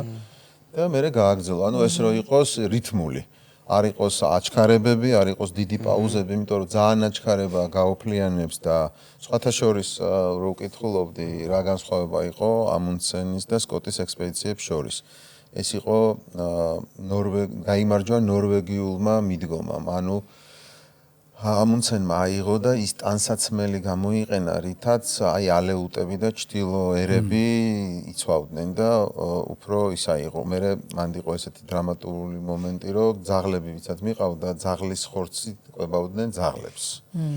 და ეს რაღაცნაირი ციკლი იყო რა, ეს თელი გამოცდილება აიღო აი ამ ჩtildeერებიდან და წაიღო იქ. მაშინ როდესაც სკოტი იყო უფრო მსუბუქ ტანსაცმელზე, უფრო ტექნოლოგიურ გადაწყვეტილებაზე, იქ რაღაცა ისინიც ჰქონდა, ძრავებიც და რაღაცებიც ჰქონდა თავის პირველ ეტაპზე და ყვებაც არ იყო უფრო აგრესიული და ესეთი ეფექტური გზა იყო. გაიმარჯვა ნელმა, მშვიდმა, ადაპტირებულმა, თანმიმდევრულმა, უკვე ჩtildeოეთში, იმაში ჩtildeოერებში, პატარა მცირე ერებში გამოცდილებამ და ამიტომ ხა ისიც მაგარი იყო და მიაგნო პოლუს, მაგრამ მე უკვე დასუსტებული იყო და ვერ გაუძლო. არქტიკულ ექსპედიციებშიც ასე ერთი მეგობარი მყავს რუსი, რომელიც ბევრი არქტიკული ექსპედიცია აქვს გაკეთებული მანქანით რა, თავისი გამოგონილი მანქანით და მასე სამხრეთ პოლუსზეც იყო გადაკვეთა ესა და მანქანით მივიდა თავიდან ბოლომდე რა. და იქ ის იყო რომ ყველაზე ისეთ მნიშვნელოვანი საკვები იყო ნედლი თევზი წაიღო, ნედლი დამარილებული თევზი რა. და პირდაპირ აი თევზს იმაშებოდა, ჭამდნენ რა ესე წვრილად იმაშებოდნენ, ყოველგვარი თერმული დამუშავების. ეს იმიტომ ვახსენე, რომ სწრაფი მოძრაობა გაოფლიანებს და მე სიცივე ფიტავს, იმიტომ რომ ცივდები.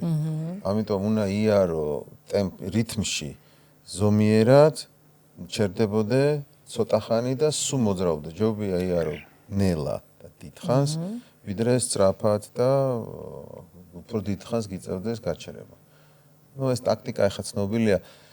იმდენი მსხვერპლი მოყვა მე ამ ფეხიციარულებს, ამ გადაკვეთებს და ამბებს, სხვა შორის მესნერსა გადაკვეთილი მთელი ანტარქტიდა 70-იან წლებში და ბოლოს უკვე ავიაცია შემოვიდა, უკვე მეცნიერება შემოვიდა.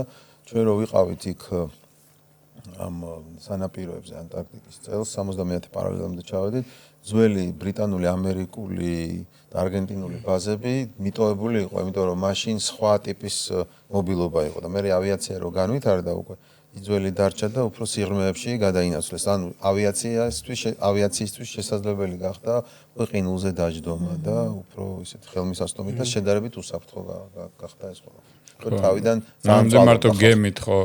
გემით მე გადასვლა შეკელტონის ცნობილი ექსპედიცია, რომელიც endurance ხო, ფაქტიურად მან დგება უკვე რა არის მთავარი შენი მიღწევა თუ ადამიანების სიცოცხლის გადარჩენა და აი სკოტსა და ამუნსენის შორის ყოველთვის იდგა ეს მორალი, რომ ამუნსენისთვის იყო მთავარი ექსპედიცია ის ყოფილიყო, მიღწევა იყო სკოტისთვის ადამიანური ფაქტორი და აი ეს მორალური სასწორზე იყო დიდი დისკუსიები იყო მაგაზე. ანუ იგივე ძაღლების ჭამა, მერე სხვა შორის ბევრი ექსპედიცია, მერე პინგვინებს როგორც ადგილობრივ ნედნეულს და კვების იმას ხმარობდნენ. ანტარქტიკა ძალიან ისე ცნობილია ვეშაპის ცხიმის დამზადებისთვის და დღესაც არის მიტოვებული ძველი ვეშაპის ცხიმის გამოდნობის თუ გამოყვანის ისინი მიტოვებული ქარხნები, ეს კატასტროფაა რა, ვეშაპებს კლავდნენ და ვეშაპის ცხიმი ძალიან მაგარია.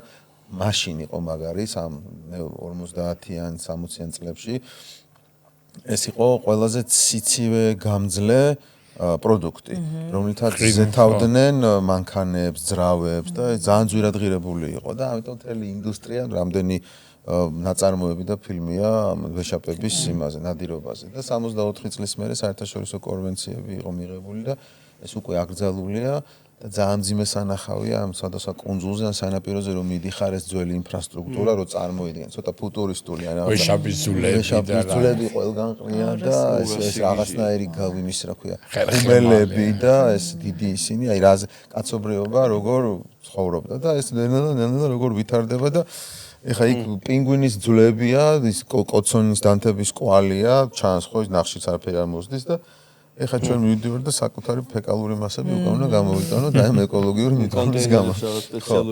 რაც ნიშნავს, რომ ჩვენ უფრო ლმობიერები და ეკო მეგობრულები ვართ. ნუ ეს ამ დროში თორე შეიძლება 50 წლის მერე ჩვენც გაიველურებად გამოვჩნდეთ. კი ბატონო. და ექსპედიციის დაფინანსების ნაწილი როგორ არის თქვა, ვინ გაფინანსებთ? საკმაოდ ძვირი ჯდება, როგორც ვიცი, ისეთ სოლიდური თანხა ჯდება.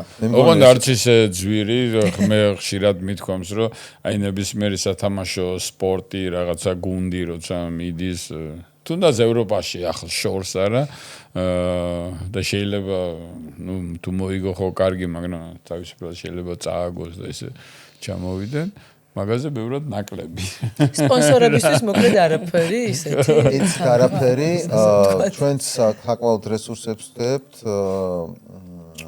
და ყვაკლია თანხები, მაგრამ ბევრმა ჩადო, ბევრი ეს არ არის სპონსორი, ეს არის პარტნიორობა, იმიტომ რომ მიდგომა გვაქვს ესეთი, ჩვენ აი სამნი მივდივართ, რესურსებს ვდებთ.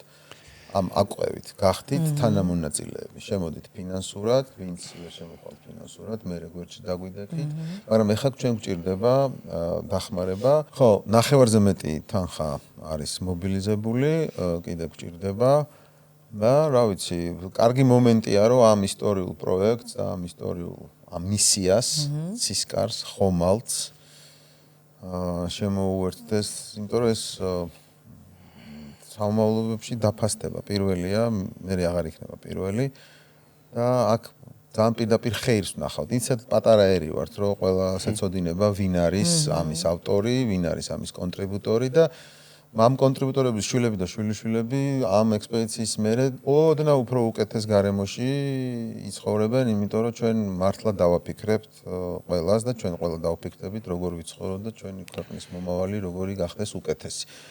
მე ვფიქრობ, რომ ჩვენ ქართველები აქ უნდა დავრჩეთ, აქ უნდა ვიყოთ მაგრად და ანტარქტიკა არის ერთ-ერთი მეცადინეობა, ცოდნის მიღება, გამძლეობის მიღება. ჩვენ ვიქნებით პირველები და დაისექნას, რომ ჩვენ აღარ გავახსენდეთ და იმდენმა იაროს და იმდენმა ბევრი რამე ჩამოიტანოს, მაგრამ ეს პირველობა დარჩება და შემოგვერთით. მაინც გაახსენდებით, იმიტომ რომ პირველები ხართ. ნებისმიერი მხარდამჭერი ისეთივე მონაწილე იქნება ამ ექსპედიციის, როგორც ჩვენ რა და იმიტომ რომ ერთმანეთის გარეშე წარმოუდგენელი ლია თქვა ასეთი ექსპედიციის წარმატება რა და ამიტომ ძალიან ისე ხო მოგვიერთით არ მოგერიდოს ნამდვილად ნამდვილად მიიღებთ უკუგებას ძალიან კარგი ბროშურა აქვს გაკეთებული და შეგიძლია რომ ლინკადაც დაურთო პოდკასტს მე რაც ვნახე ძალიან ბევრი ვარიანტი აქვს პოტენციური დაფინანსების იქ მე მგონი რაცა კილომეტრის მეგობარი ბევრი ოფციაა რა რომ ყოველ კილომეტრს გადიან შენი სახელიდან ბევრი ვარიანტია და მე აი პირველი მე რაც შემიძლია მე პირველი დღიდან ისე ავენთე იმიტომ რომ მე მივხვდი რას აკეთებდნენ თავიდან რომ აი ყველანაირად ვცდილობ რომ რაც მე შემიძლია გვერდში ვედგე იმიტომ რომ ნუ უნიკალური რაღაც საწევას ვცდილობენ მართლა და რაც უფრო მეტი ადამიანი მიხვდება საქართველოში ამას და პოტენციალურად მის გარეთ ნუ რა ვიცი მართლა ძალიან მაგარი პროექტია და უნიკალური თანამონაწილეობის ექსკლუზიური საშუალება არის ამისი რა და რომელიც დარწმუნებული ვარ თაობებს დარჩება და ძალიან დიდი მადლობა თქვენ ამ შესაძლებლობისთვის და ამ თანამონაწილეობისთვის. უღრმესი მადლობა ამ ფანტასტიკური სასიამოვნო და საინტერესო საუბრისთვის. თქვენ უკვე მხარდამჭერები ხართ ჩვენი. წარმატებები. ერთად მივდივართ. კი, უღრმესი მადლობა. ანტარქტიდაზე, ვინსონზე და პოლუსზე. დანარჩენი მერე კიდე მაგას გაგრძელებები მოყვება ახლა პოლუსი ერთი არ არის ერთად და რო ჩამოხვალთ აუცილებლად ჩავწეროთ კიდე პოდკასტი და მოგვიყევით როგორ ხომ თავარი სამუშაო რეალურად ხდება მერე იმიტომ რომ ჩვენ უნდა მოვაღუწყება და დავაფიქროთ ნიშნავს რომ ჩვენ ბევრი შრომა გველოდება წინ ეს ერთია სტარტი და მერე გავაგრძელებთ რა წარმოგიდგენია ნიკა უკვე რებს გადაიღებს კი მადლობა ძალიან დიდი მადლობა და წარმატებები მადლობა თქვენ დახვამდის